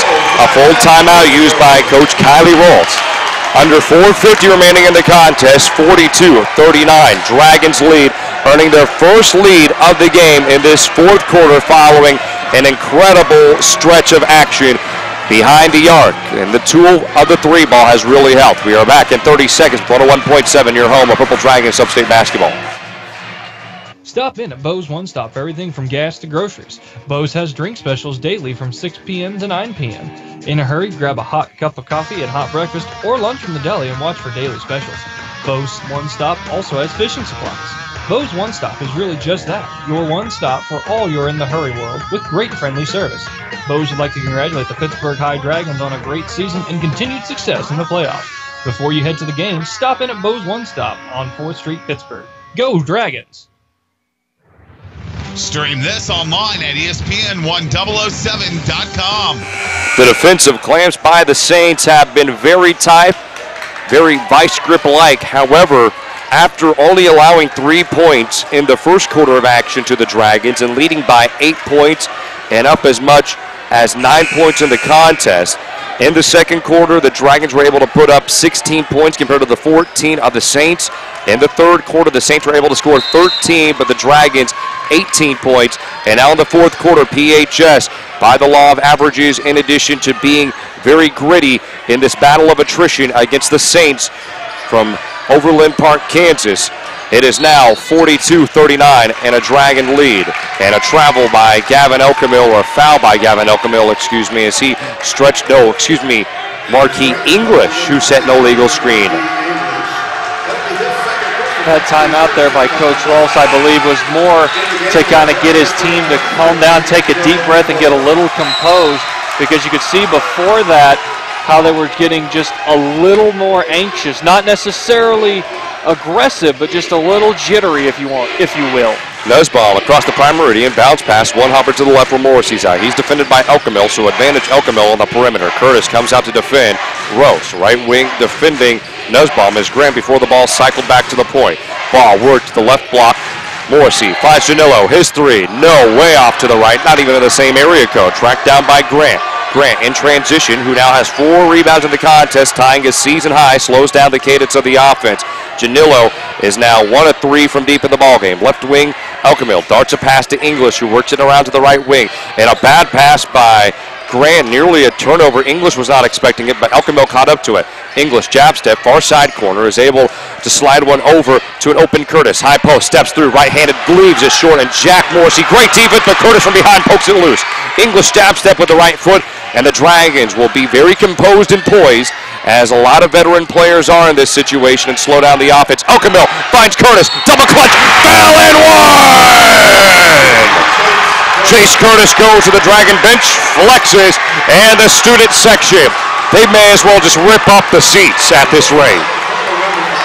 Chase Curtis getting a little bit of word of advice from one of the officials saying, I understand you're pumped and this is a hype situation, but you've got to tone it down just a tad.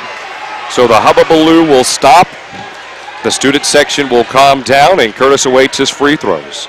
Right foot in front of left with his Nike Elite socks. Sets waist level and the ball rattles out, and Chase Curtis has continued to experience a drought. We welcome our new listeners from ESPN 100.7 as well as 101.7 as PHS 44-39 lead over the Saints in the twilight of this contest with 3:20 remaining in the ballgame. It's Janillo at the point, reverses it to the right. Morrissey trying to close out the crowd who are doing their stomp, stop, clap chant. Left wing English, he'll defend Janillo. He looks left corner. Nussbaum brings it above his head, cocks it back, looks left short corner, attacking baseline. Great finish by Roast, who has 4 fouls in the ball game. Roast, that was a beautiful move, and I mean, his acceleration, bar none, as soon as he caught and knew where he wanted to go. Elkamil will release from the right wing, but Grant still holds onto the rock. 44-41, Dragons lead it with 2:45 left in the fourth quarter. English picks up his dribble. He needs to get out of his mitts, and he does, to Elkamil. Elkamil had a second where he could have attacked as there was hesitation on the switch between Janillo and Roast. English kicks it back out after Janillo's great defensive stand. Elkamil will attack, goes left, right, and a charge. Morrissey, great take defensively. And Elkamil picks up his second and the team's fourth. That is absolutely the right call. Morrissey was set and determined on the block, took all the force. If you are just joining us again from 100.7 to 101.7, you can also join us on our live stream at ESPN100.7.com. Jab step to the right, roast attacks, double clutch, maneuvers around Chase Curtis and finishes. What great control of his body as he hung in the air. 10 points for Roast. Second leading scorer for the Saints, only behind Nussbaum with 2 ticks to go. In the fourth quarter, it is 44-43. Elkamil left wing, and the Dragons, who have done a great job parrying between the third and fourth quarter, hold on to a 1-point lead after trailing a vast majority of this game. In and out by Elkamil, behind the back of the high post. English left wing steps into a 3. That one takes a hop, and the hesitation and the ambivalence will ultimately result in a Curtis offensive rebound, his 5th board of the game. And English, what a bailout by Curtis. Grant with the razzle-dazzle on the perimeter. In and out move. Elkamil, left wing, looks low. English, hot potato drill, catches it with the right hand as he harpoon speared the ball. Rolf's right wing thought about stepping into the 3, but Morrissey, with that 6'3" body and that long wingspan, does a good job closing out, tries to get out of the trap, and a timeout used by Coach Rolfs. A smart decision, recompose your guys, settle them down, draw something up with under 1:30 to go. 44-43, PHS holds on to the 1-point advantage, and we will step aside and take a break with them. Back in 30 ticks here on your sports headquarters, ESPN 100.7 and 101.7 for the home of PHS Upstate Basketball. Hi, this is Dr. Brent Cousins with SEK Urgent Care. When you're sick, when you're injured, or when you just don't feel like yourself, SEK Urgent Care is here for you. Let our skilled providers treat your non-life-threatening illness or injury at a fraction of the time and cost of an ER visit. Located at the corner of Centennial and Broadway in the Meadowbrook Commons. Open 7 days a week for your convenience. SEK Urgent Care, where your family and time matter. Find us fast in names and numbers. High school basketball on ESPN 100.7. There's no real clear-cut difference between these two clubs in terms of the effort they have given, but the Dragons down the stretch have executed, and rebounding has been paramount to their 44-43 lead over the St. Thomas Aquinas Saints in the final round of the top sub-state in the East bracket in 2018. The winner will go to Topeka, Kansas to compete among the best in the state, as Chase Curtis will have a near side sideline inbound. He'll scan the senior, fake pass right, but then he has Elkamil, who releases to the right corner. English posting up, tries to go with a spin move in front of Janillo as the ball reversed back out to Grant. And PHS fan section as well as the Aquinas fan section jam-packed. Rolfs tries to catch it to the basketball. It goes out of bounds, but Gavin ended up getting a fingertip, maybe a nail on it. Up 13 left in the contest, 44-43. Dragons with the lead. The Dragons with their offense are trying to milk the clock, making all these passes. However, they need to be very careful since it's only a 1-point game. A slight errant pass could lead to an easy breakaway score for the Saints. Jared Butcher to inbound. Javon Grant goes to the bench, and he was reluctant to go to the bench, to say the least. But, hey, he is a team player, allowing the junior and Butcher, who has more experience in the situation, to come back in. But I know the young Grant, who is such a spirited, competitive guy, wants to stick out with this game through its finish. 60 seconds to go. Winner will take a trip to Topeka, Kansas next week. Elkamil off the bounce, right short corner, behind the back, kicks it out. English reverses it over to the left wing. Butcher angles a pass right back over to Elkamil. High ball screen set by English. Elkamil goes to work, lost his handle on the sphere. Backside, Nussbaum forces a turnover. Morrissey comes up with it. Then over to Palazuelo, then to Nussbaum, and a timeout used by Coach Rose. 38 seconds left in the contest, and there's no denouement in sight. Both teams biting their nails, both fan sections sweating it out. And Shelby, we've had a terrific matchup tonight. There were many who were skeptical about this game, saying, hey, despite St. Thomas Aquinas' record, they're a Kansas City team. They played a lot of East Kansas League opponents. Look at their record. They were just slightly under 500. This is a team that should be in state. But the Dragons have done a fantastic job defending home court despite some of their early struggles. They were able to overcome and settle in. They just had a lot of jitters starting this game, I believe, because they were not anticipating the speed and the just general athleticism that this Saints squad has. However, credit them for making the necessary adjustments. And now, at this point, 38 seconds left. You don't want to foul. I mean, you can foul because you got a couple fouls to get, but you don't want to foul, and you also want to make sure that your defense is good enough to prevent an easy shot. But you know, with this little time, the Saints are going to try and bide for the very last shot of the game. And if that's the case, this possession will be the last. 5A East Bracket Sub-State. Curtis will be vertical against Janilo, a far side inbound by Roast. And Grant pokes it out from behind, nearly comes up with a steal. Nussbaum recovers, 35 ticks left, Grant catches up. Grant forcing Nussbaum to his left. He attacks, lost his handle, blocked storm by English, and English is fouled immediately. Holy cow, the freshman and Grant just came up with probably the biggest defensive stand of the season. And the praises and the adulation for Javon Grant and the Dragons raining down upon the hardwood inside of Pittsburg High School. English to the free throw line, but before that, a 30-second break as Coach Roast will use a timeout. 28 ticks left, 44-43. PHS up 1, back at 30 ticks on 100.7 your sports headquarters and 101.7. The true test of a great insurance agency comes when you suffer a loss. It's easy to take your premiums, but Ray Ryan of Ryan Insurance of Pittsburgh knows that handling your claim is the most important service an insured needs. Claim is our chance to let the customer know that we'll be out there, not just that we sold them a policy, we'll also be there when a claim occurs to make sure it gets handled in an honest, respectable way. Ryan Insurance of Pittsburgh, a trusted choice agency. Find them fast in names and numbers. High school basketball on ESPN 100.7. Greatness comes and greatness flashes in stressful moments. This happens to be one of those stressful moments. 44-43, a Dragon lead over the Saints. Winner goes to state in Class 5A. 28 ticks to go in the fourth quarter of play. And Marquis English with free throws that are absolutely divisive down the stretch. Something worth noting, Cam, the jump ball arrow is in the Saints' favor. English will set at waist level. First free throw goes. Back to a two-point ball game. If English drills this one, you're talking a two-possession game in essence. If the Saints decide to lay it up and don't have that three-point shot, they are 2 of 8 from downtown tonight. English goes 1 of 2. Rebounded by Nussbaum. Two-point ball game, 25 seconds left. Javon Grant on Nussbaum. Crosses over, right to left, then left to right. 18 seconds left. Gavin catches. The Saints looking for a win here to go to Class 5A State in Topeka, Kansas.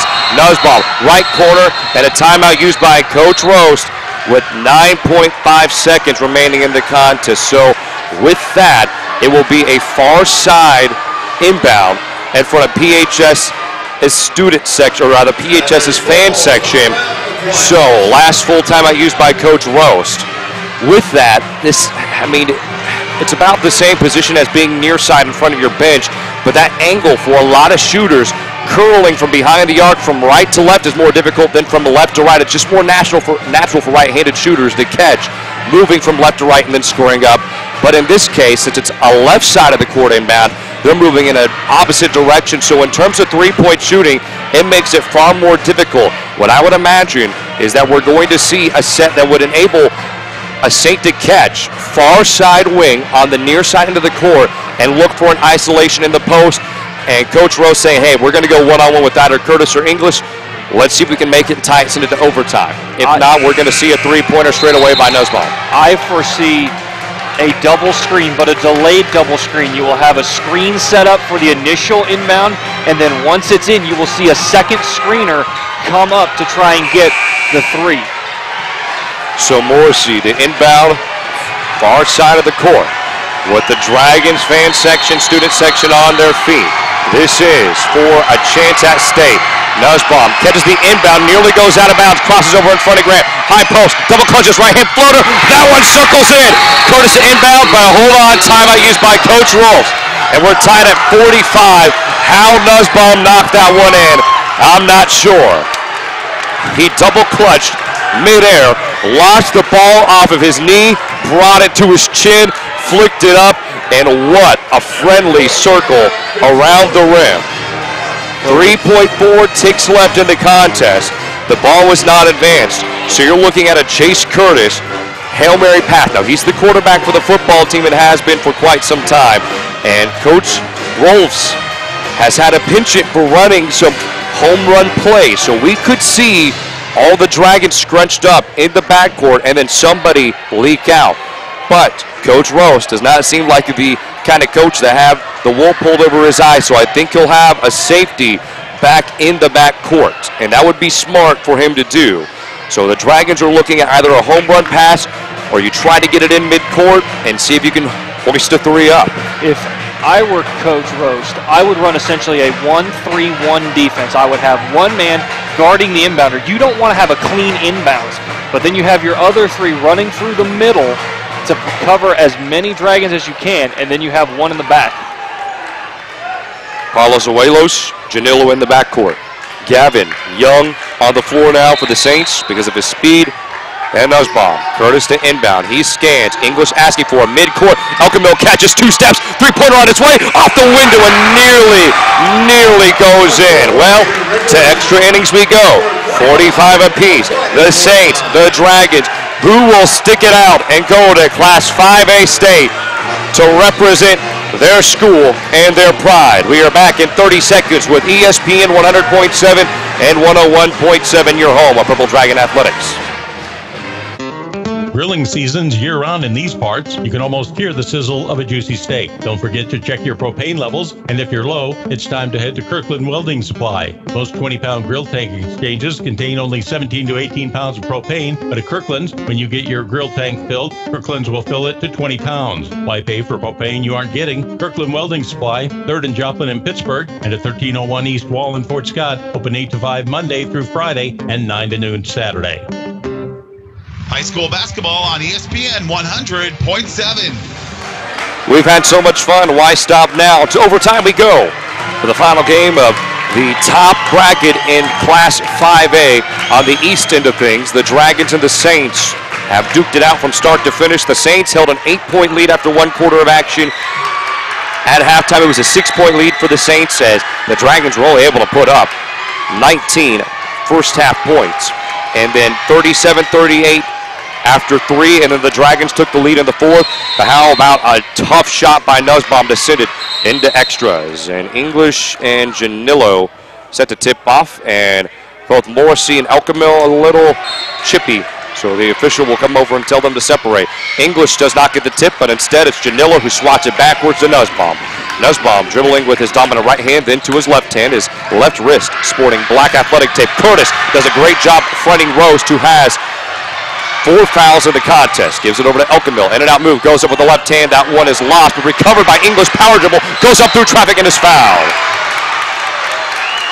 And I got to tell you, the Dragons are a little lucky there because on that drive, Elkamil was a little out of control.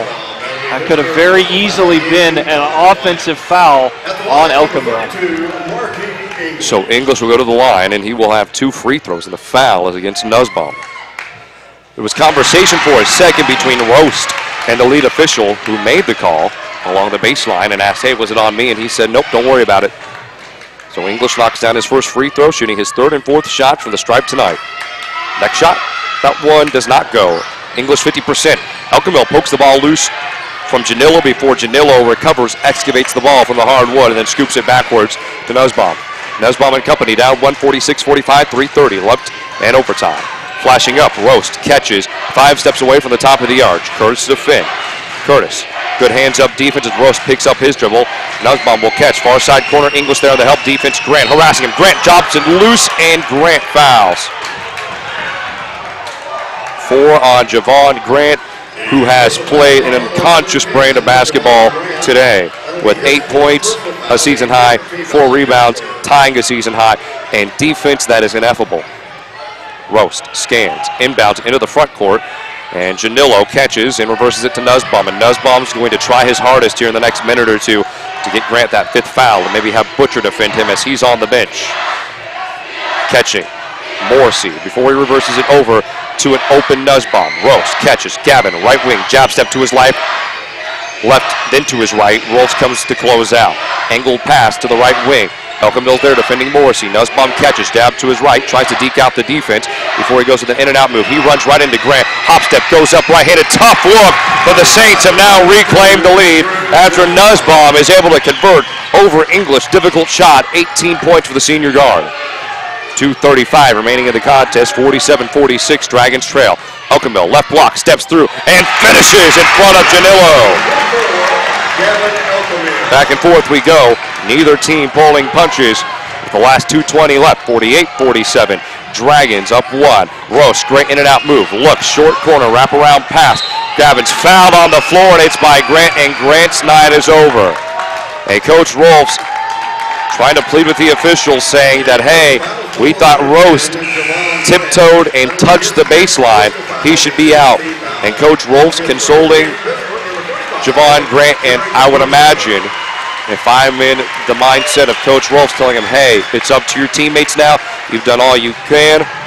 Get ready for next week if we make it to state. Far side quarter, Janillo, defended by English, who ushers him back outside to the top of the arch. Nussbaum rotates it to the left wing where Morrissey's at. Morrissey crosses over, right to left, looks low. Gavin comes back outside the arch, then reverses it over the point. Working with the rock, Nussbaum steps into a three on its way. Swishes it in! Nussbaum with no mercy! 21 in the contest for Nussbaum. 50-48. Dragons trail by 2 now. Curtis at the point. He has Butcher right wing.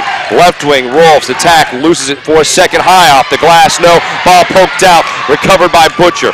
Curtis, Rolfs, left wing, on an island, a three. Yes, sir! And he is so good when he has time to square up and shoot and make sure his mechanics are fluid. 51-50, Dragons up 1, 1:18 left. Nussbaum and company will try to find the best course of action offensively and not rush a shot.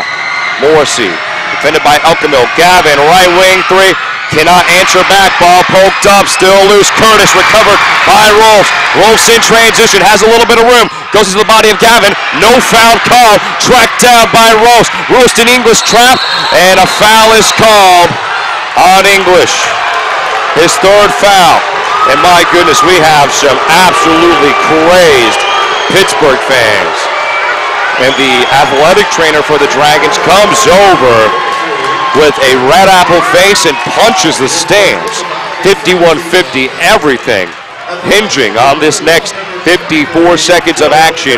But bang, bang plays, all I can say on the opposite end between Gavin and Rolfs. Free throw one, good by Roast. Tie ball game. Roast can give his Saints the lead here with just under 55 seconds to go. Roast, good. Roast with 12 in the contest and performing in crunch time. Roast will come out so the defensive end can be played by Palazuelos. Butcher in the backcourt, not really rushing things as Gavin's in his defensive stance. Butcher dribbles to his left, pressure there, English catches.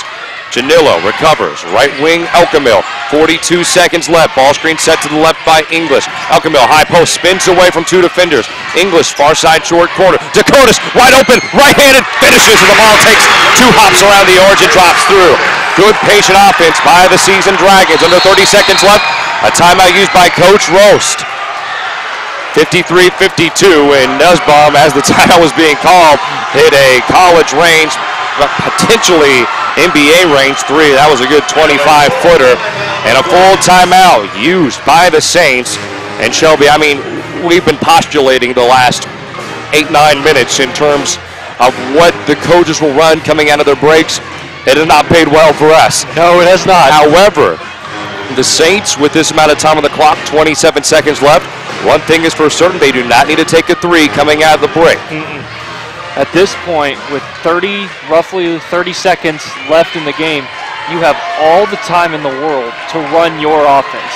Get a nice inbound, get it across to the front court, set up what you want to run, and burn the clock. However, you have to be careful. Both teams right now have to be very, very careful. They're in the bonus.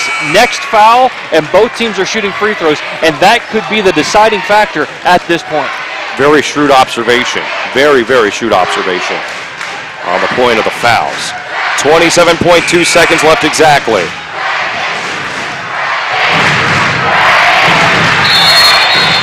Roast to inbound, far side inbound.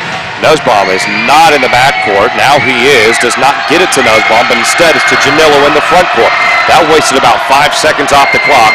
Not exactly dire, but on the right wing, attacking. Rose to the high post. Elkamil is able to poke it loose for a second. Left wing, Gavin goes left corner. Janillo to Gavin. Nussbaum, 10 seconds on the clock. This is for State. Nussbaum runs into Elkamil. Right hand follow is good. Timeout used by Coach Kylie Rose. 54-53. And the officials telling all the Saints to get back to their benches. And Morrissey saying, hey, we have ice in our veins, as he turns towards the student section for the Dragons and says, hey, we have the lead now with 5.2 seconds to go. They're going to change it to 5.6. I know Coach Rolfs wants that additional 0.6 seconds back, but he's not going to get the 6.2 on the clock. 54-53, Saints lead, and the Saints fans dancing in the stands right now. The Dragon fans are a little quiet, but a good defensive stance overall by the Dragons, but ultimately Nussbaum just too much to handle in this game with 23 on the night. That little drive runner fading away in the lane has kind of been his bread and butter when it comes to these clutch shots for the Saints in this game. It's what he used to tie the game. It's what he used to go ahead just then. And the reason that makes it so effective is because when he drives, it gets the defense on their back foot, so that all he has to do is put one foot down real hard and he can push backward. He has plenty of range, and he has just done that hundreds of times in practice, I am sure, so he knows the exact angle, the exact amount of touch he needs to get that to fall through the hoop. So, much like the end of the fourth quarter, the Dragons will inbound in the backcourt. All the Saints will drop back to the front court except for two, in Roast and Nussbaum. It's Curtis, Butcher, and Elkamil in the backcourt. Curtis to inbound as the trail official is telling Curtis he can run the baseline. Curtis to inbound, scans, English flashes up, English catches, English scans, 4 seconds to go. English going to have to go to work. Rolfs, right wing, for the win! Yes! Swag! And the court is being stormed! The Pittsburg High School Purple Dragons on a trip to Topeka, Kansas!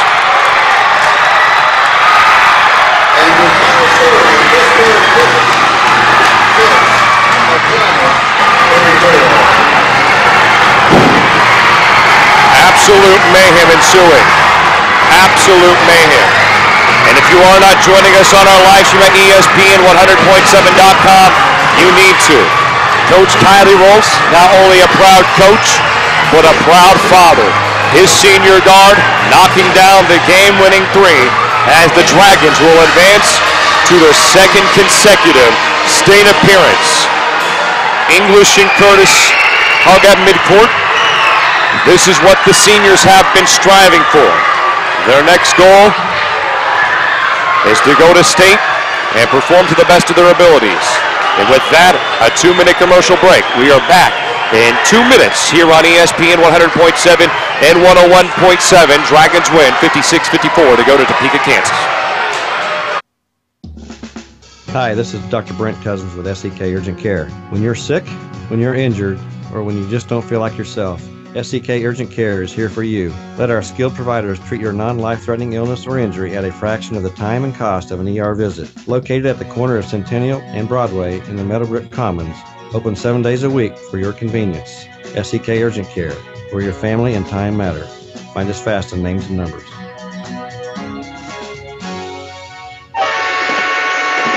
Customer first, safety always. It's not just a tagline, it's the Watco way. By focusing on safety, each and every day they build a future by protecting their customers, team members, community, and the environment. When Watco moves commodities by rail, river, and road, at home or across North America and Australia, their priority is to ensure that they deliver their loads safely and on time. Watco wishes all area teams a safe and successful season.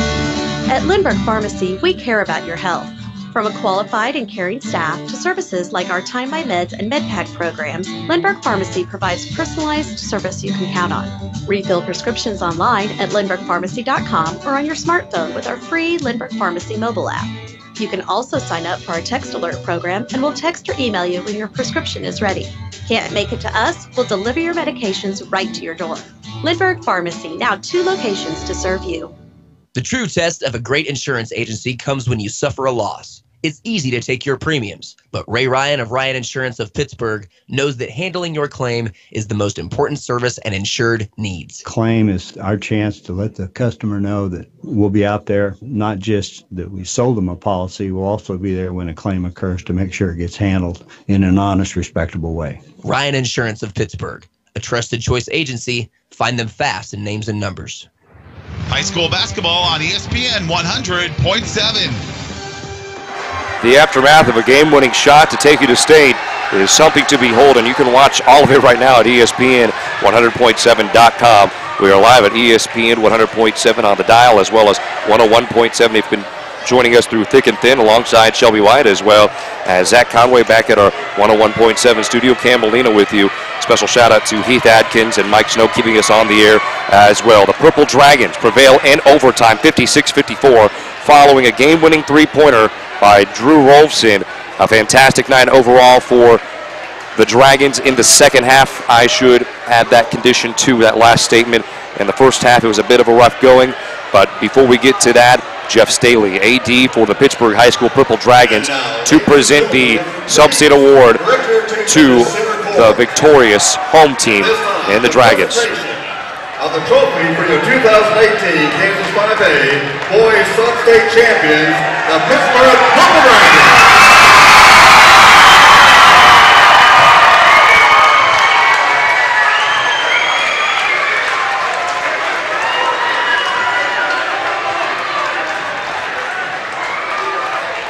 And as the award's being presented, high fives, slaps, headbutts, I guess in the student section as I'm looking right now all around. So it has been a pretty good night for Dragon fans. But for St. Thomas Aquinas, what a terrific game on their part. 23 points by Andrew Nussbaum. Potentially 2 game winners. He hit a shot with just about 8 seconds left in the fourth quarter to send it to overtime, and then hit another shot with just about 6 seconds left to give the St. Thomas Aquinas Saints a 1-point lead in this contest, 54-53, and then the 3 by Rolfs seals the deal. And we will be joined here in just a second by Pittsburgh High School boys basketball coach Kylie Rolfs as he makes his way up. And Coach, fantastic game. First of all, congratulations on the victory. And you guys know how to really put on the theatrics and very dramatic finish, but just talk about that last 5 seconds of action. You called a timeout following the Nussbaum make, and then you have Curtis inbounding, Inglis catching. I mean, what did you draw up, and what's your mindset going through that last play? Well, first I want to, you mentioned Nussbaum, okay? Yes. He made, great high school basketball game. They did an unbelievable job. It was fun. That kid made some big time shots. He had the head coach, me, turn around shaking my head thinking, gosh dang, because I felt like we defended it pretty well, but he went and made shots.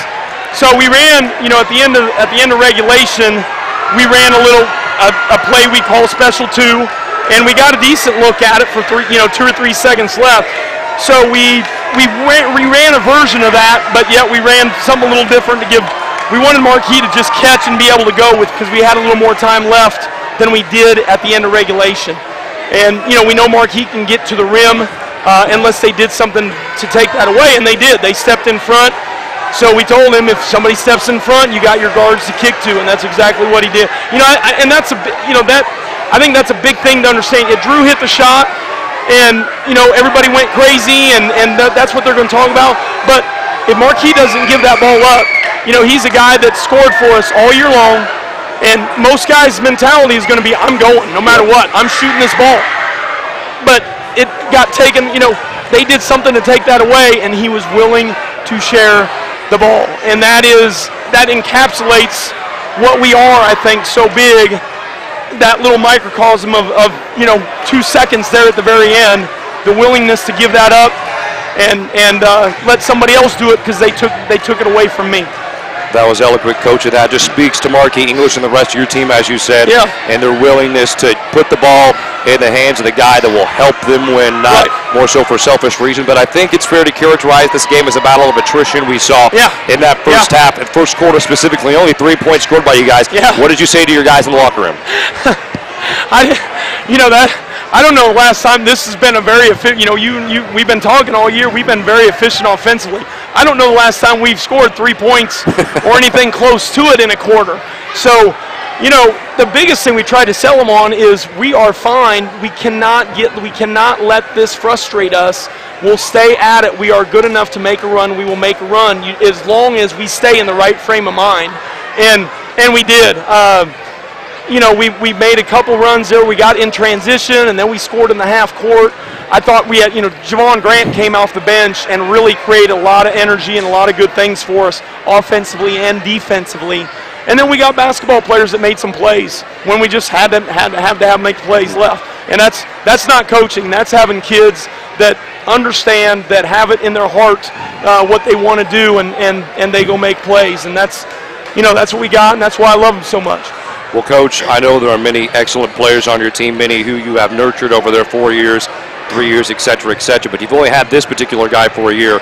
Javon Grant, your freshman. Talk about how he impacted the game with his defense and then really timely shooting. Well, Javon and I had a talk right about a couple weeks ago now about his role on the varsity team, and when he plays his role, he really makes us a lot. I mean, he can make a big impact on a game because of the skill set that he has, and tonight he impacted the game that way for a long time, and it made a difference. Number 2 was good, but I thought Javon caused him just enough trouble throughout that it kind of took him a little bit out of his comfort zone, and they weren't able to run their offense quite as well as they're normally used to running it.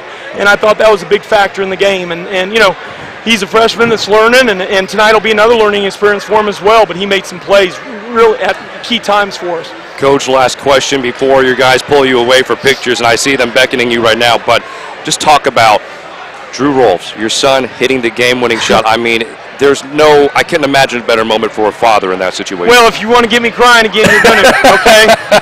You're going to. I'll tell you that right now. I literally will. I'll cry. And so I'm going to, I love him like I told you before. The hours that we've spent in this gym shooting shots, I'm just happy. Yes, sir. Hey, congratulations. We will see you in Topeka, Kansas. Thank you. Congratulations. Once again, that was Kylie Rolfs, head boys basketball coach of the Pittsburg High School Purple Dragons. The last time we will speak to him inside the confines of Pittsburg High School, because the Dragons will be heading to Topeka, Kansas to compete in Class 5A state action, and that is set to begin March 7th through the 10th. And as of now, there are no times set, but it will be the Topeka, Kansas Expo Center. You can find all that information on KSHSAA's official website at www.kshsaa.org. So, Shelby, we'll go through the stats real quick. You can give me your final thoughts on tonight's matchup, and then we'll close this thing up. But Chase Curtis with 5 points, 5 rebounds. Javon Grant again. I know there were so many standout players on both sides of the floor tonight, but Javon Grant, his very distinct style of play, that edgy disposition that he has, despite his size, despite him being a freshman, he played like the man today. 8 points, 4 rebounds, 11 points scored by Drew Rolfs, 9 points by Gavin Elkamil, including 6 big rebounds, and then Marquis English, who topped 1K points against Lansing, adds another 17, and I think Coach Rolfs summed it up perfectly, just the demeanor of this team to be assertive and aggressive, but within the team, the meta team, they trust one another with their hearts and their souls, and that was exemplified as English gave up the ball to Rolfs for the game-winning 3. 6 points scored by Jarek Butcher in the contest as well. That wraps up the scoring for the Dragons. 23 scored by Nussbaum, and as Coach Rolfs said, what a magician on the floor, and that's the best way I can describe that young man. He is going to have a bright future at the collegiate level. Janilla with 3 points, 2 points scored by Palos Abuelos, 3 points scored by Morrissey, 2 points scored by Navy, 2 by Young, 12 by Roast, including 4 fouls that kept him sidelined throughout a little bit of that third and fourth quarter. And then Kenneth Gavin with 7 points. Final score, 56-54. Shelby, any last tad bit of insight before we toss it away? I have one pithy comment, but I'm not going to make it because now is not the time for it. Hey, that I appreciate that, knowing when to speak, but it is not. But I do have one serious comment. Okay. Marcus Stroman, I think, aptly sizes up how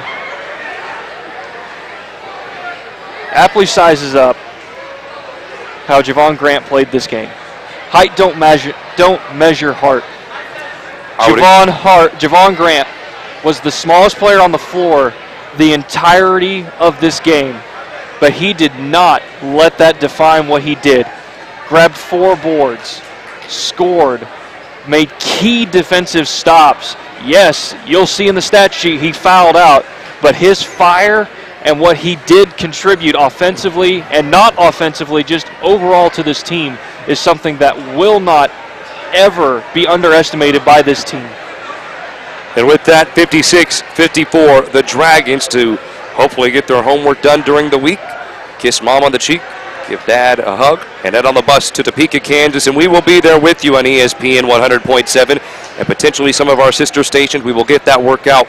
Make sure to check the Twitter feeds and the Facebook posts at ESPN 100.7, your sports headquarters. And we appreciate you all joining us tonight. Dragons prevail, and they will await their next matchup in Class 5A state. From Zach Conway, back at our 101.7 and ESPN 100.7 studio, Shelby White, I'm Cam Molina. Have fun, be safe. Thank you for joining us tonight. At Lindbergh Pharmacy, we care about your health. From a qualified and caring staff to services like our Time My Meds and MedPack programs, Lindbergh Pharmacy provides personalized service you can count on. Refill prescriptions online at lindberghpharmacy.com or on your smartphone with our free Lindbergh Pharmacy mobile app.